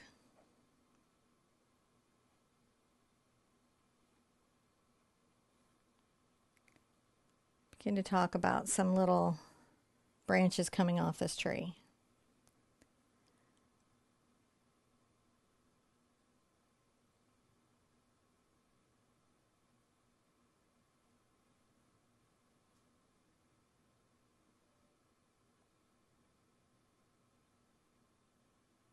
Maybe a little broken out. Too much water there. That'll happen sometimes when you're working. You just have too much water on it. I'm going to go into, I'll get my glazy medium just to improve the flow. I could also use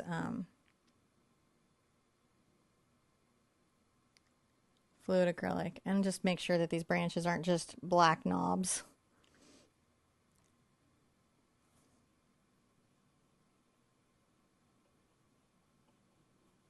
I like to paint in a little bit of the detailing while I'm there, you know.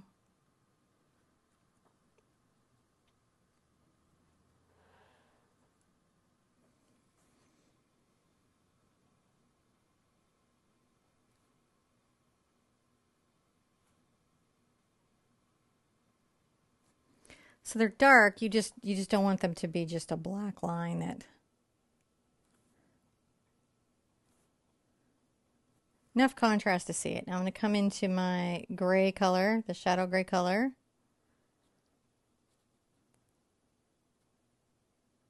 Maybe a little more sienna. Kind of tap in a rough bark. Isn't that nice? Kind of grays out that saturation. I like to give trees a little rough aspect.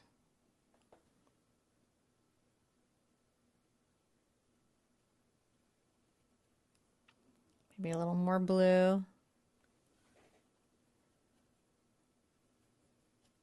It's important then when you paint things like this that, you know, you think about how they might live in their world. Okay, now I've got my fence here, and my fence is going to be more in the grayed out areas. That's going to be more in the burnt sienna and ultramarine and white space. So we'll kind of create a little mid-gray.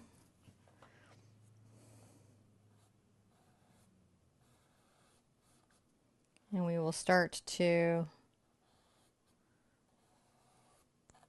shape and develop the fence. And I just kind of rough out the mid-gray. Like, if I don't even know if you guys can see it because it's like, oh, yeah. It's lighter than the black, but it's still a very deep value. Then as I'm going, I just get a little more white, blue, and brown into it.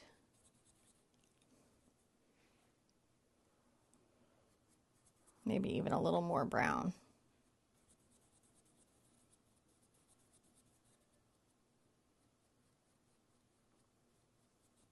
Sort of a weathered fence color.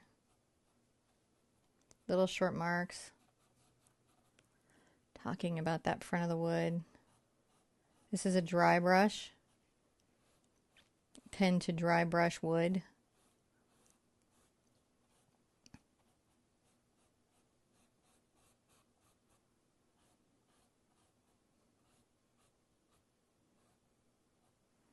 Right, and then suddenly you start to see your fence.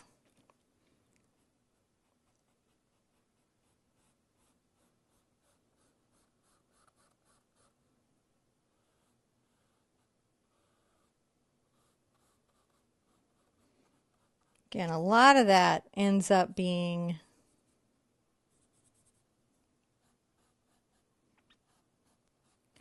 under plants. So this is a great time to just enjoy the process of painting your wood fence and not have to be too hard on yourself. Like I added a little more blue on this one about all the little elements of it, because you just want to be able to see its shadows and its shape. I can come back with like black and hyper exaggerate my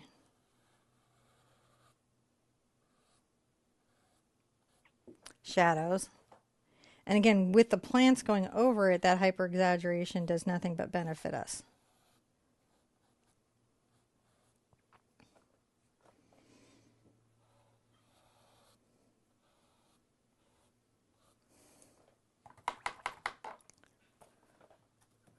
I'm going to use my grainer this time as an interesting alternative, and I'm going to go into my orange that I mixed from earlier, that wood orange, and add a lot more yellow.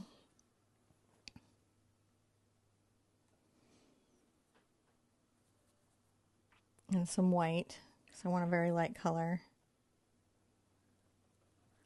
I'm going to tap out just, it's almost like a little sparkle of light. Can you see that? Yeah.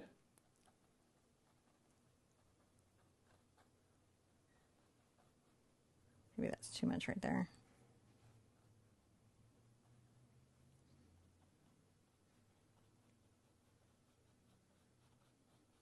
So we know it's kind of a weathered wood, but the light on here is hitting kind of a certain kind of way. And again, remember that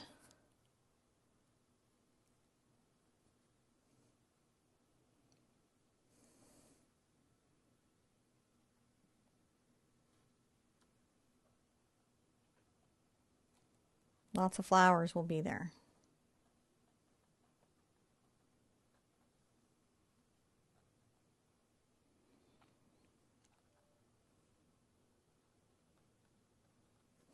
So you don't have to be perfect in any way. You just want to get that sense of that fence getting caught in the light.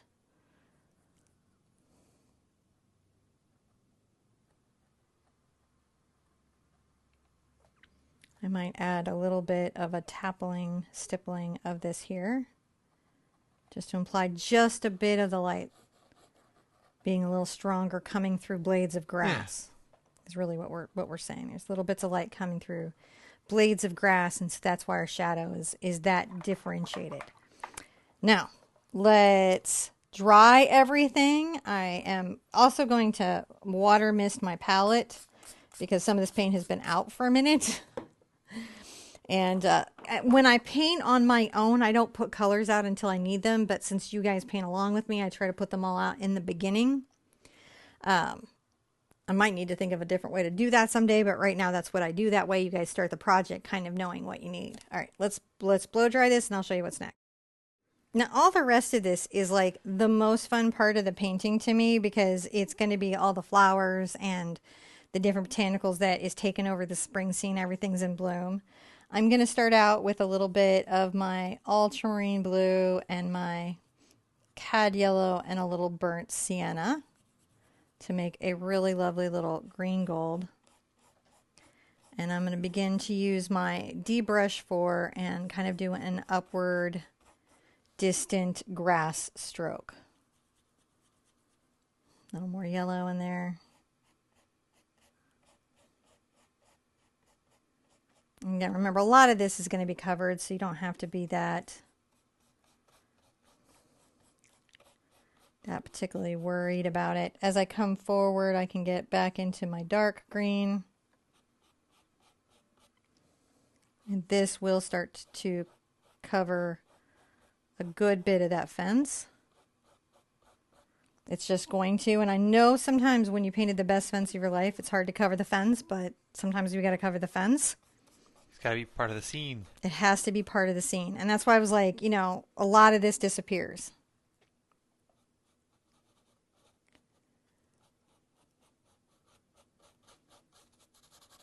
I'm just trying to make sure there's lots of greens and things here that are going on. I'm going to rinse this out for a second and kind of put it to the side. And I'm going to get my grainer, get a little white, kind of with some water on it, sort of pulled out. Getting it's skinned a bit at this point. And come over to my green gold. Add a little more yellow into it though.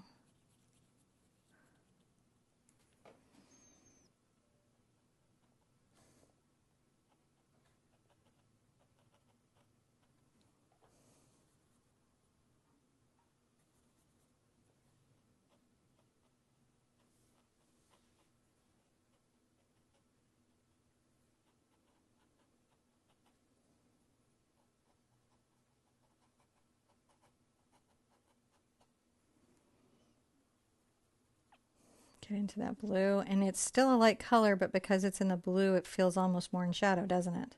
Yeah. So it's there.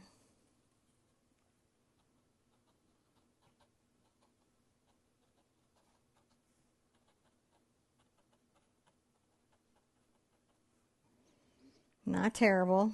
I'm going to do kind of this one over here. Maybe a little more white into it.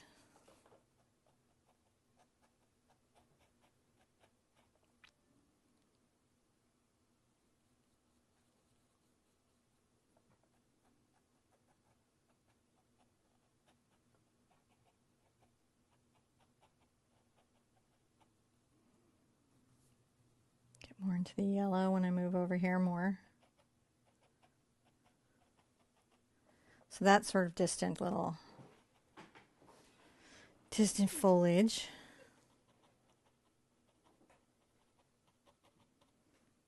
I love it.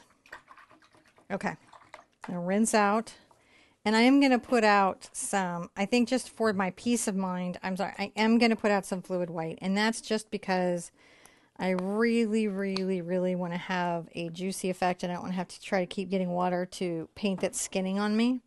In other words, the surface of it's drying and I'm not getting, you know, what I need out of it. I'm going to take a little bit of my cad yellow and my cad red. And I'll let a little green get into it just to neutralize it. I'm going to make little marks back here.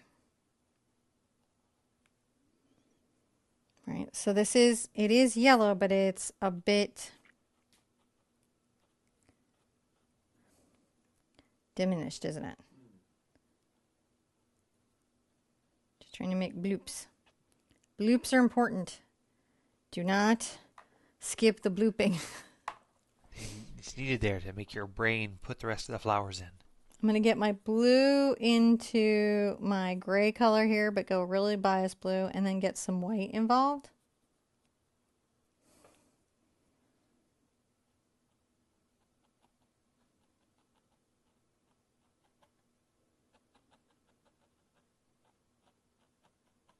And make some foxglove sort of stalks.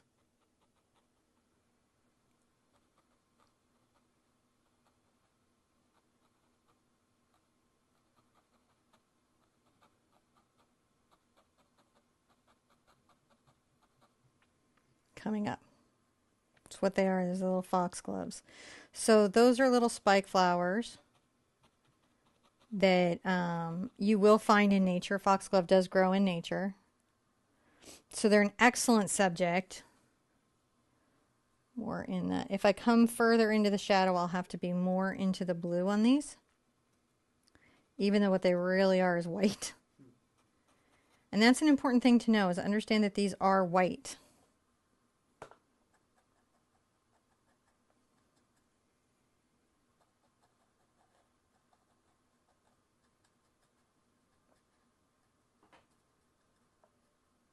Trying to create little masses of them.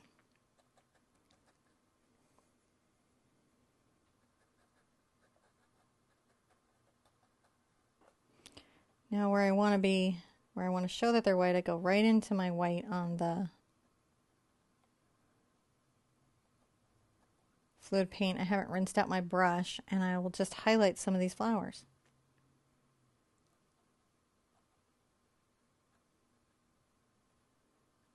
And if it doesn't give them little shapes, doesn't it? I can do this very slowly with a little single detail brush, if I felt like it. Very slowly creating lots of little blooms. And if that is something that you personally would find joy in, I would recommend it.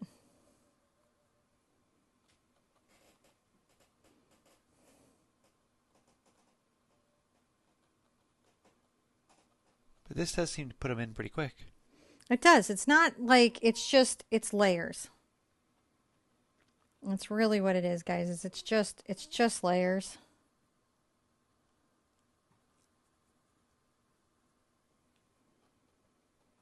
Even back here, where you're doing little highlights to them, it's not maybe as bright as it is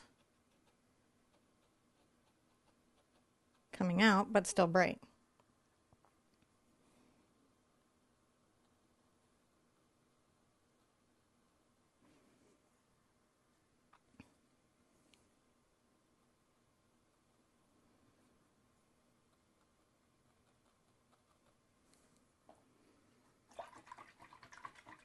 A lot of fence disappears into the thing. So a little bit of brown, yellow, and green.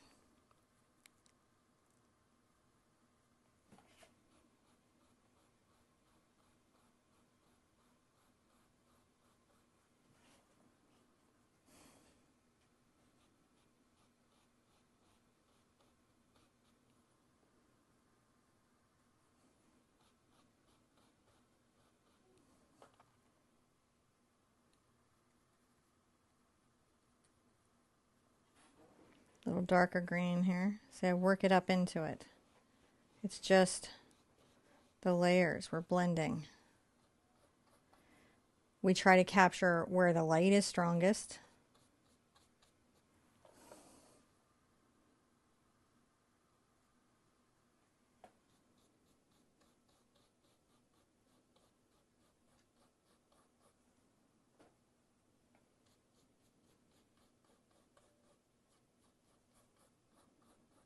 Just brushing that up in there because we know that we need that to be like that.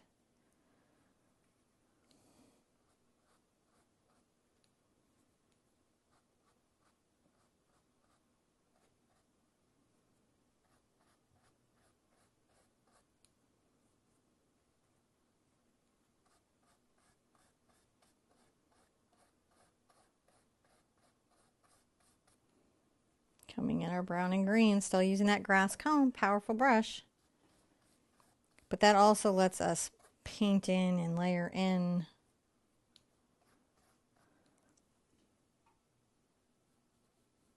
the whatnots. The whatnots.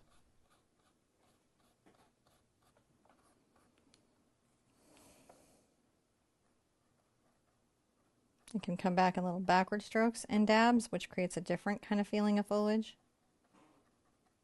Short and scruffy. Get more in that green gold, and that's really effective.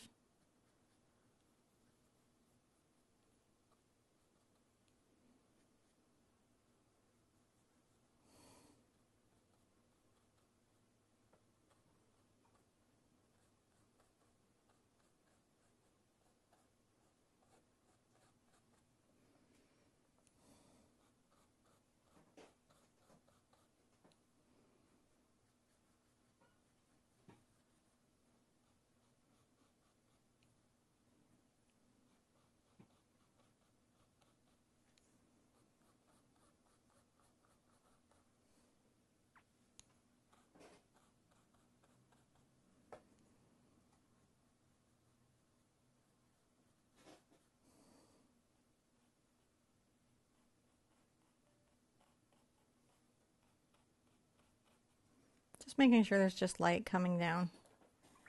Okay. Let's dry everything and we will continue on. I'll show you what we're going to keep doing. I want to do some touch-ups here. I want to fill out some greenery just because I feel like the thickness of the trunk means that it would have been thicker coming out this way.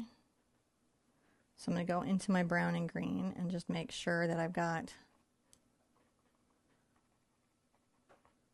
some of that more full and heading out, and then go through all my green golds.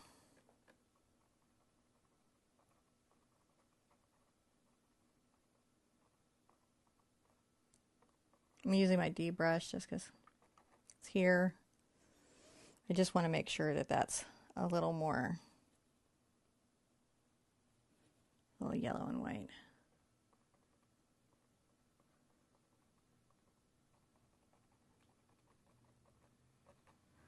See what I mean? Just a little more. Yeah. Better. Sometimes you got to come into stuff and you got to be like, I don't know. Let's see where we're going.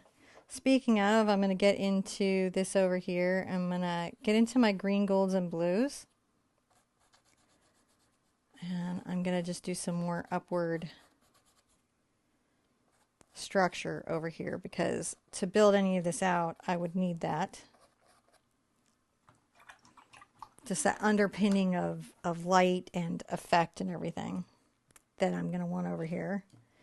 And then I'm going to put in so many of the little spikes and different little flowers. I might even this time get a little of my magenta in there.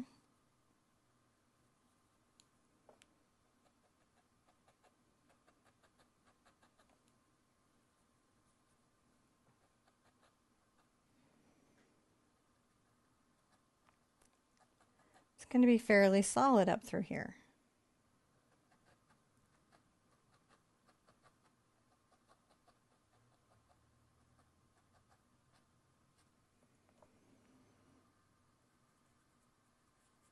Maybe get into a little bit of a purple.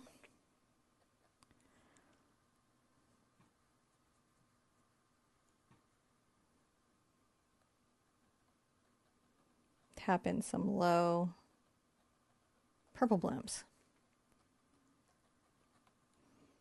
So with stuff with like flowers and things like that, there's going to be, we have to have some structural leaves. You want to have high, you want to have low, you want to have some different impact. So it's not the same bloom, is it? I'm using the same brush, but I'm creating a very different bloom. Oh yeah, it really does.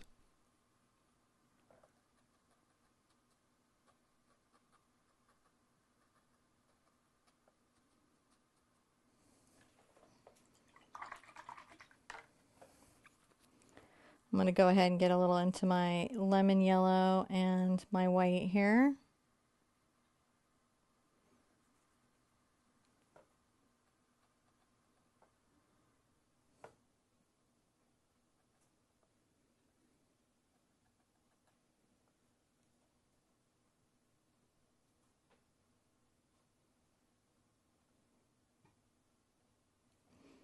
Maybe come over to my cad yellow. Just a little bit in there. So these are like little other colors that could be afoot. And then I'll do something crazy like go right into my magenta purple mixture. It gives me the craziest color. Yeah. It's a cool color though. It is a cool color. And what we're really doing is trying to say, oh gosh, so much is going on over here. You can barely tell what is what. It's just so colorful.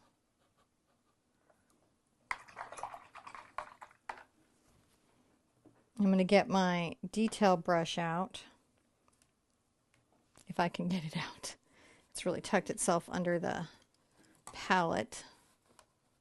So it's still good there. Okay. And we're going to take the detail number 1 brush. And we're going to go ahead and get a little of the cad yellow and cad red. I might add a little bit of green to it to gray it.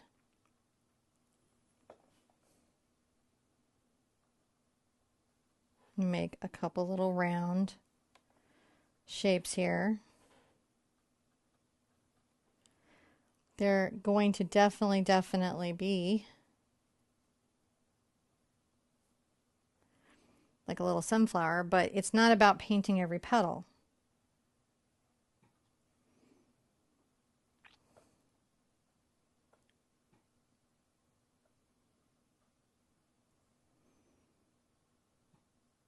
And I'm not coming in and getting clean yellow, am I?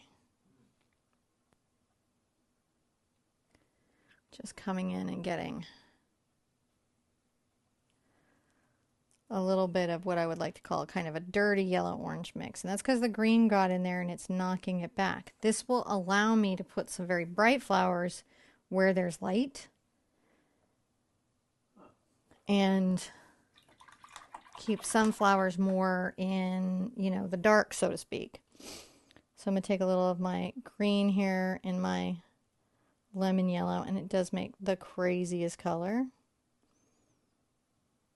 And I'll go ahead and get maybe some of my ultramarine blue in it just to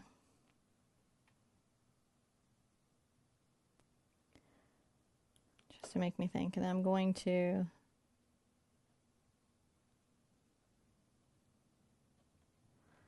add some structural leaves. See that?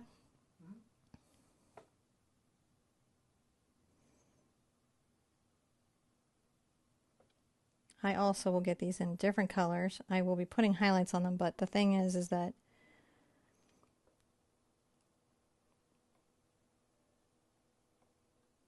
you want to get a sense that there's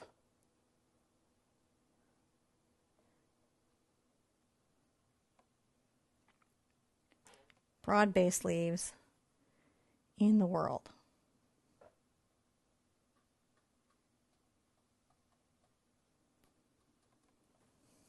When those are in, rinse, rinse, rinse.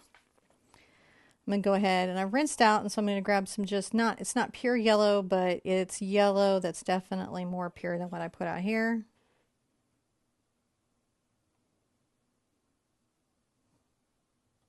Capture just some of the petals.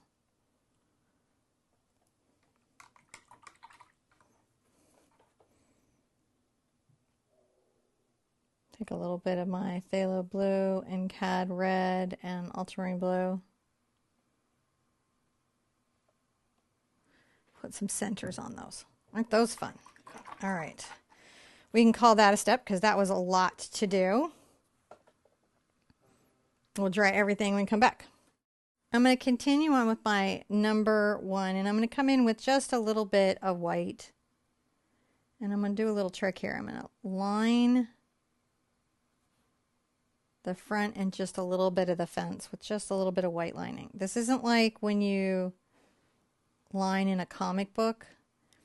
This is almost like there's just a bright heat of light that's catching on those spots, and that contrast just helps pull that fence out. Makes sense.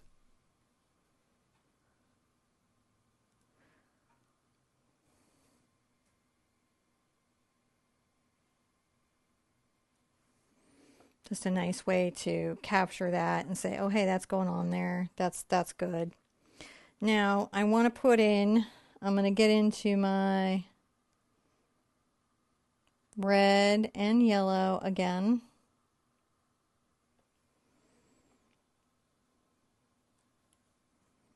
And I'll go ahead and put some dots here and there. And then I'm going to do the stroke.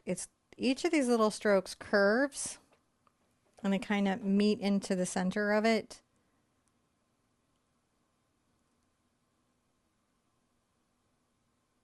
And that sort of creates the shape of the flower. So you can curve them up or you can curve them down depending on how you want the flower to be. But I got to tell you, it's just a smudgy space. Ah, your brain just finishes them off. Your brain just finishes them off. And so there really isn't a lot. It feels like there's a ton of pressure, I'm sure. Maybe a little more red in some of these. You could feel very high pressure.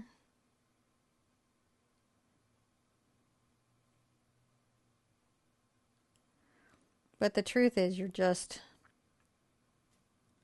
painting shapes.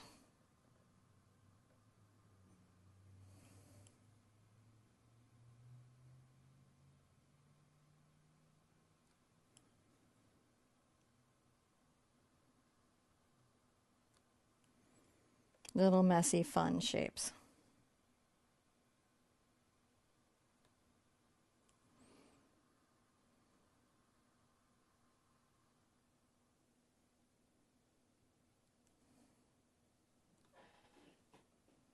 It's also important to tuck a little bit of it into the background, little touches of yellow, because what does happen with stuff like this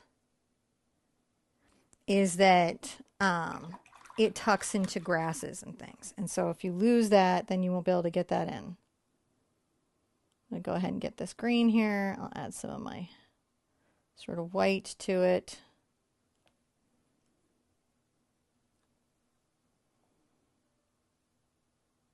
Maybe even a yellow and white.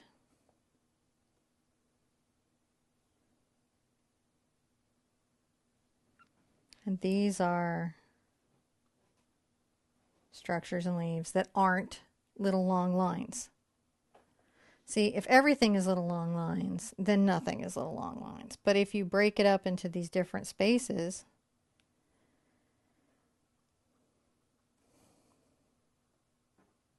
I like the little sprinkling of the flowers there.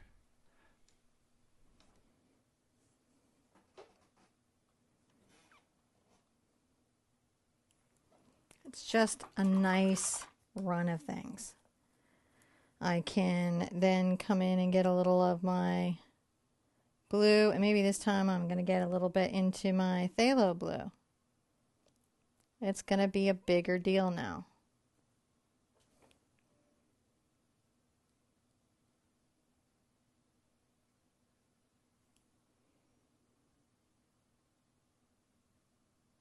So I do have ultramarine blue into it, but now I am using my detail brush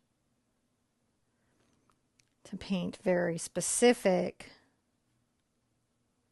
and more focused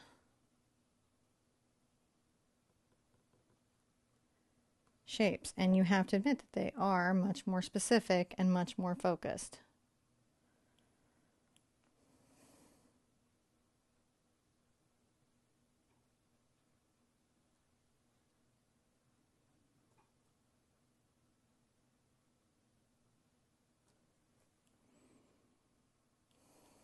I might add some over here. Sorry to dance around on you.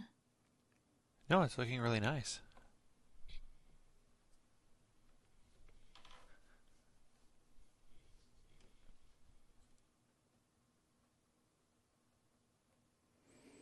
So that almost speaks to a different thing, and that's important.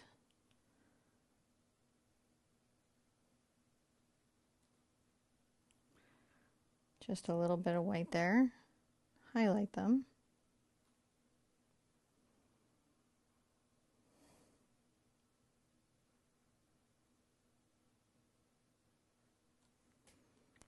Even if they're back here.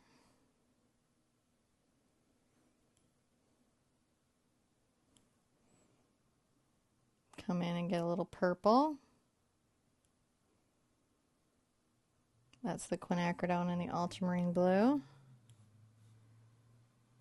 And that will be kind of like a little cloud or clump, because those will be clusters of flowers. Right. I haven't really rinsed out, and the reason that's good is that it lets me layer up.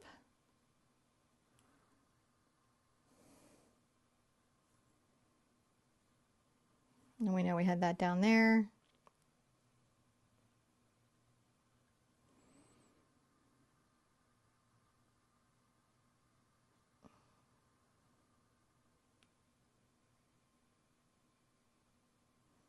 Something a little lighter.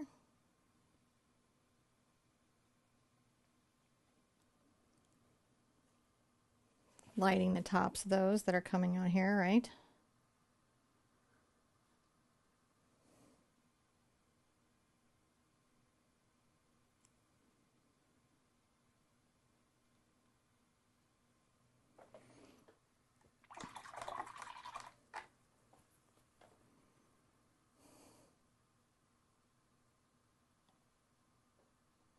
Tapping a little bit of light out on that blue there. We just are looking for flowers and we're just planting them where we can. Just finding them where the light is touching them. Where we can find them. Grabbing some yellow. And so to that end, you're kind of putting it where the light is at the edge of the flowers, not deep in the flowers. No, yeah, I would say that they're brighter here. And I mean, that makes sense to us, right? Because what can we see? We can see the light there.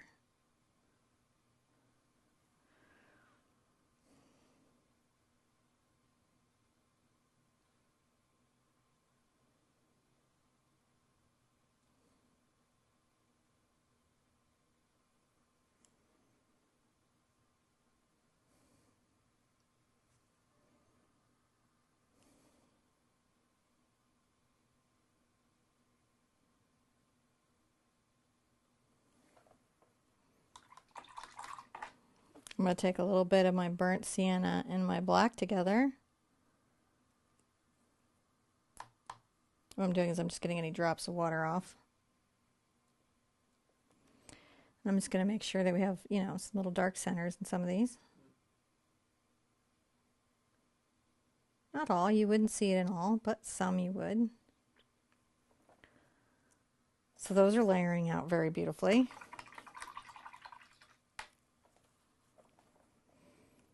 Now I'm going to want to take my, kind of come through here and I'm going to do some interesting stuff. Let's call this a new step because there's a bunch of weird work we've got to do here. So I need to create a little bit more dimensionality here. I'm going to grab my burnt sienna and my Mars black and I'm coming with my white and my D brush and I'm going to start to create some perhaps bare earth, right, that is peeking through the grass.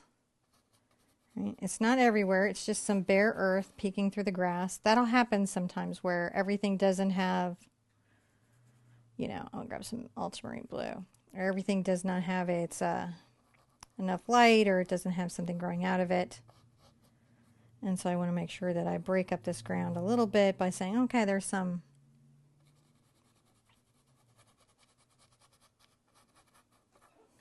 now it's not just earth, but I got to get it in to really get it in. I'm adding some blue just to make sure that it's, you know, there, and I'll come through here. Just getting that a little bit. See how that's just a little bit dirtier? Yeah. Now I'm going to grab my green and my burnt sienna.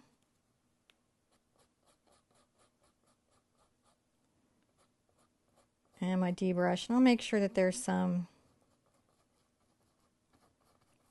oh gosh, just some plant life or something growing out.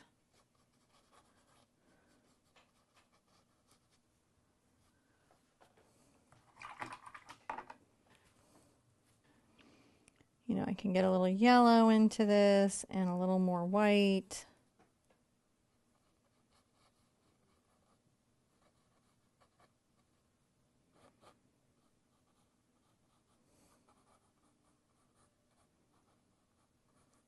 And perhaps add a little bit of light here and there. Just talking about some of it coming down and hitting some.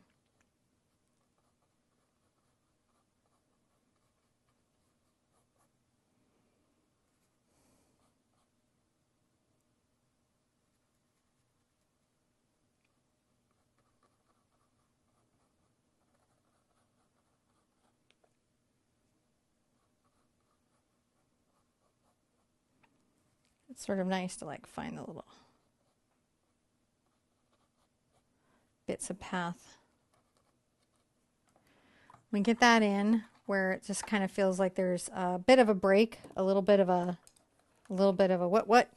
I'm going to take my green room and get it wet and load up my burnt sienna and green and then cad yellow.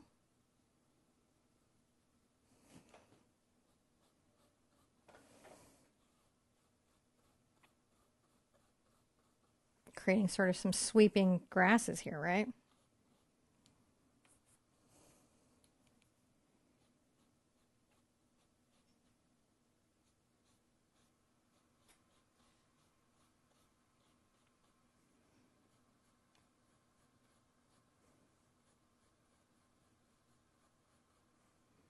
Just filling those out. A little bit darker.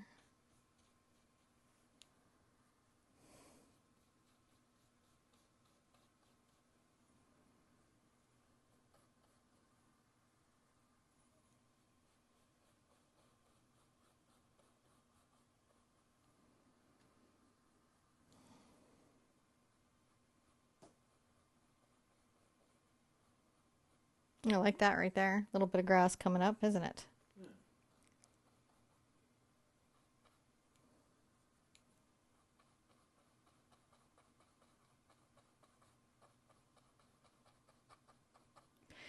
And that just shows that not everything.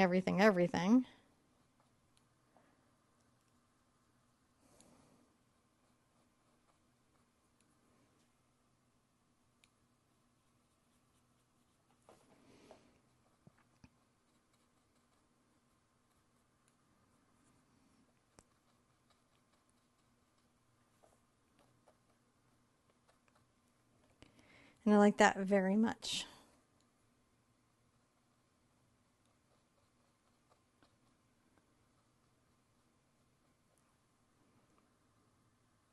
Get into that where there's like white and the gold here a bit. Capture some highlighted spots.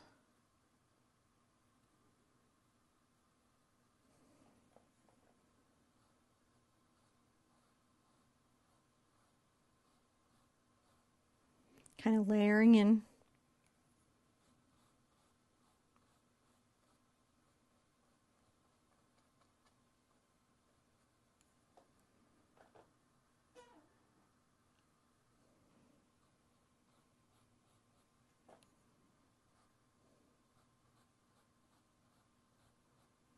Like to layer in a bit.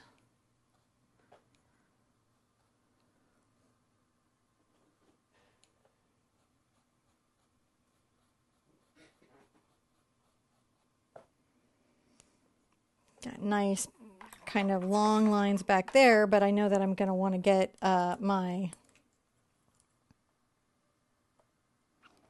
kind of green gold and maybe some of my yellow here.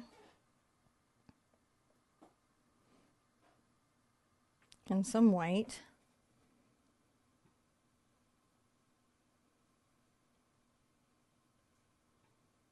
And make some stems and leaves that are not little lines. And that's so important, guys. Stems and leaves that are not little lines. And that, you know, if it's in this dark area of green, that even though it's maybe highlighted somewhat, it is not as light as what's out there.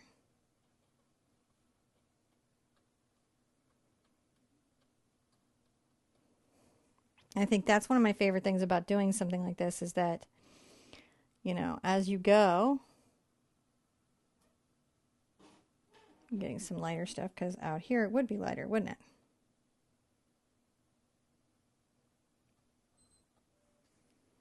See textures that are more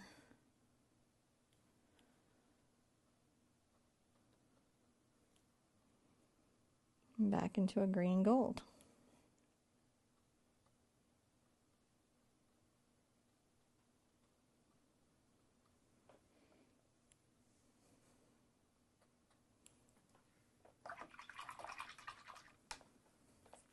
I think I might go a little more into my flower, so I'm going to grab a little bit of my red and yellow, and I don't mind if green picks up on it because that does knock it back, but just so that they come down some.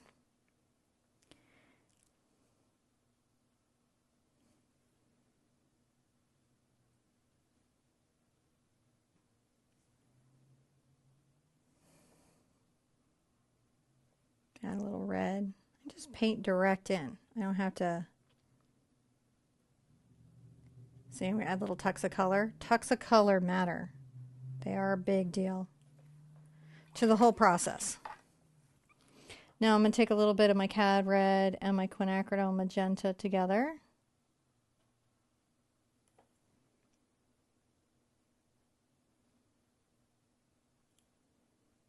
I'm going to add a little breadth of this sort of bright These are like, oh gosh, they're like a single bloom flower. That's expensive for nature to do single blooms. Yeah. Yeah. So it's got to be bright. It's got to be noticeable so that the bees and other things can find it.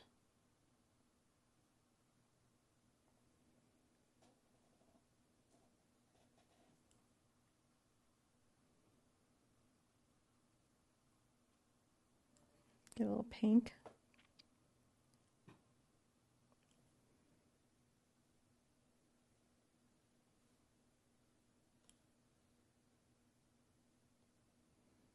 Not a ton of color, just enough to see it.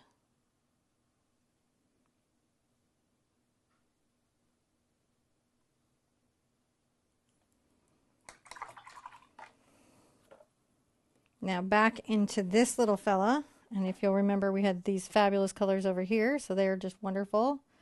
Let's get some white involved. Kind of like a little burgundy. And they make such a fun little flower, don't they?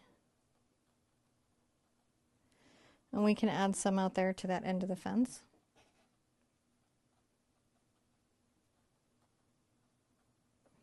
Because it would have a little.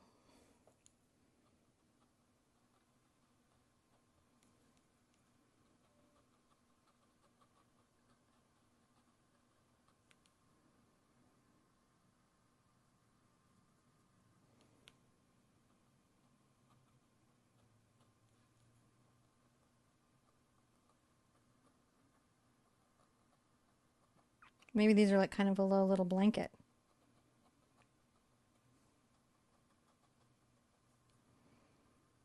I'm going to go ahead and get a little blue here.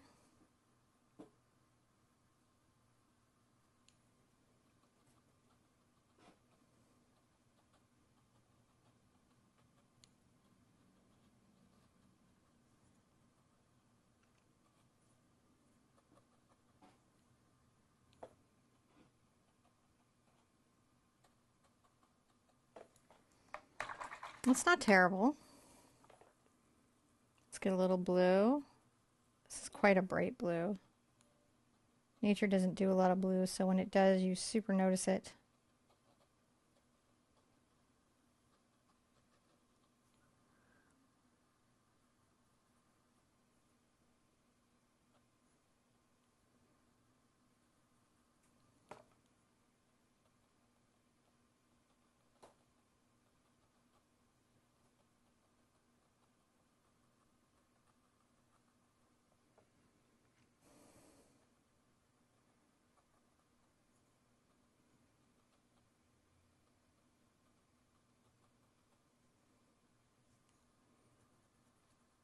Kind of a muted version of it, so we can put some back here.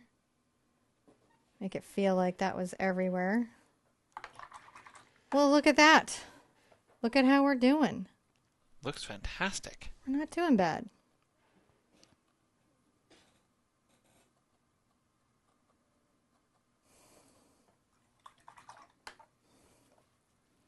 Now I'm going to, I think I'm going to take my white and my yellow.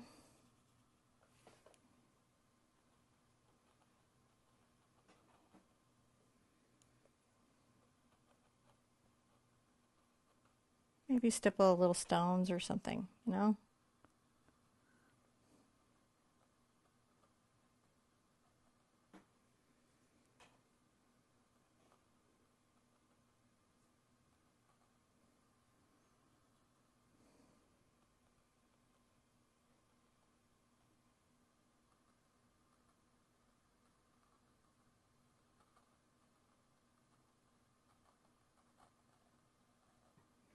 Something on the hard ground. Maybe a little glittering stone.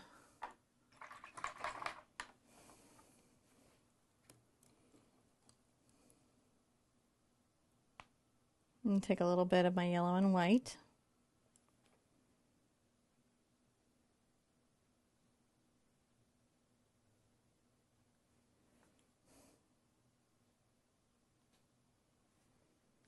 And capture just a little bit of a few of these that maybe picked up a little light. right?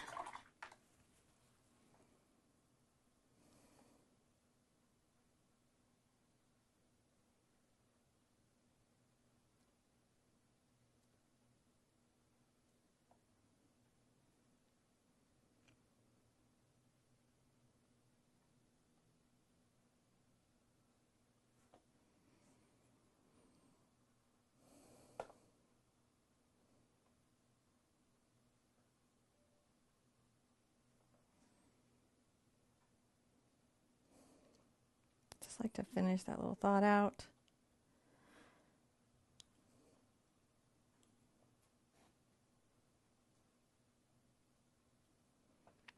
Kisses, some little kisses of light white flowers, perhaps. Hard to say.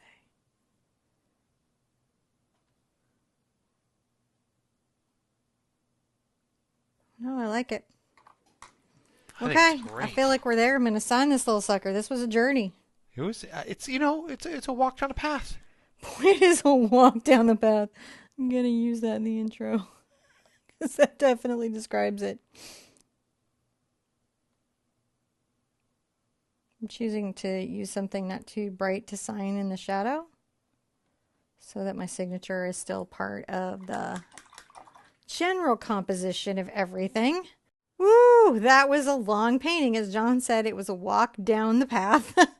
It was a lot to do. There were a lot of layers. Landscapes are sometimes real fast and quick, but sometimes they're also very involved. When you do a scene like this that is almost a romantic realism, right? Like it's just the real world, but extra.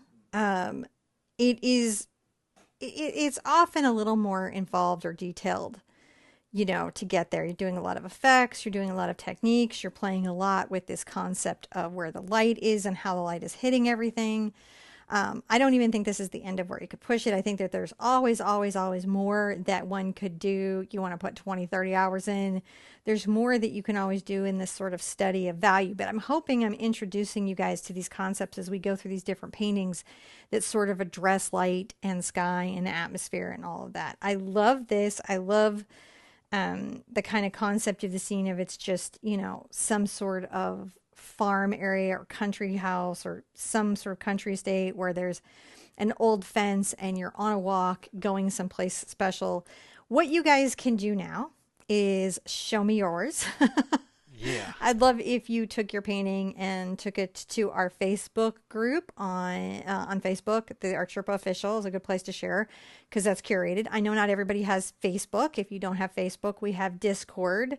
I know not everybody has Discord. And after that, what I would say is if you want the community engagement, if you're not doing Facebook and you're not doing Discord, right now what we have is YouTube. So come by and make sure you're here for the live stream so that you can chat with everybody. Somebody had asked me that good question, like, could we build another platform that would let everybody chat like that? And I was like, well, gosh, if we did, that would be awesome. And I would be Mark Zuckerberg. It'd be a very expensive piece of technology. That would be really cool. But I understand that thing, like saying, hey, I'm not really into Facebook and Discord seems a little new for me. Like, what do I do?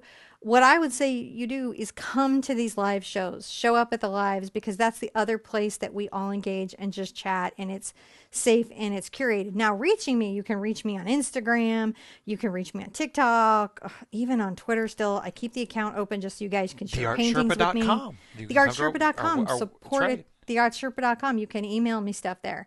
If you have a question after the show, be sure and put it in the comments below. And actually, if you think to make a comment, if you're still here at the end and you think to make a comment, that does help the video. The other thing is if you don't leave YouTube immediately, you would go watch somebody else for 5 minutes. That helps me, believe it or not. If you stay with me for 2 hours, but then you leave, YouTube gets mad at me. So I don't know, go watch a cute cooking video or something for 5 minutes. Just put it on autoplay. Don't click away. Weird tip if you want to help me out. For everybody that came and participated today, I want to say thank you. For anyone that clicked the thumbnail and said, I'm going to give this a try, I want to say thank you, especially if you're still here. That's a big deal to me because I know how long these are and how involved these are. John and I have to sit through them and film them. So we know. Yeah. We know. We have books too. We have books too. There are books on Amazon if you'd like to have a step-by-step book by me that matches videos. We have resources. We are figuring out what to do about the mini books on the website, and we'll have answers about that really, really soon. But there are a bunch there right now. So if you check under the mini book file, you'll see a lot of books are there. On stuff that we're working on, like this is actually part of a series. We'll have to see where that goes. We're still figuring that out. Boy, the world just changes so quickly. Yeah, It does. We have a school. And we some do. of the classes are for pay, but some of them are free. Hmm. So you can go by and sign up over there and check that out. What's the school for? How's that different than YouTube or the website? It's basically everything that's related. So if I have a program like the 13 Days of Halloween now or Acrylic April, we're putting those programs over there so that you're not having to look for things across the board. And your feedback has been so helpful. We're actually addressing some of your guys' suggestions right now. So not only does it help me when you sign up for the school, but it helps me when you tell me, hey, this would make it better for me. Like even saying, hey, I would love you to make a platform. I love that. That was great feedback because you know what that tells me is you enjoy spending time with us. Yeah. That's what that told me. And I wish I could. If I ever come up with a way to do it, if AI says, hey, make your own social media platform, I'll write it for you.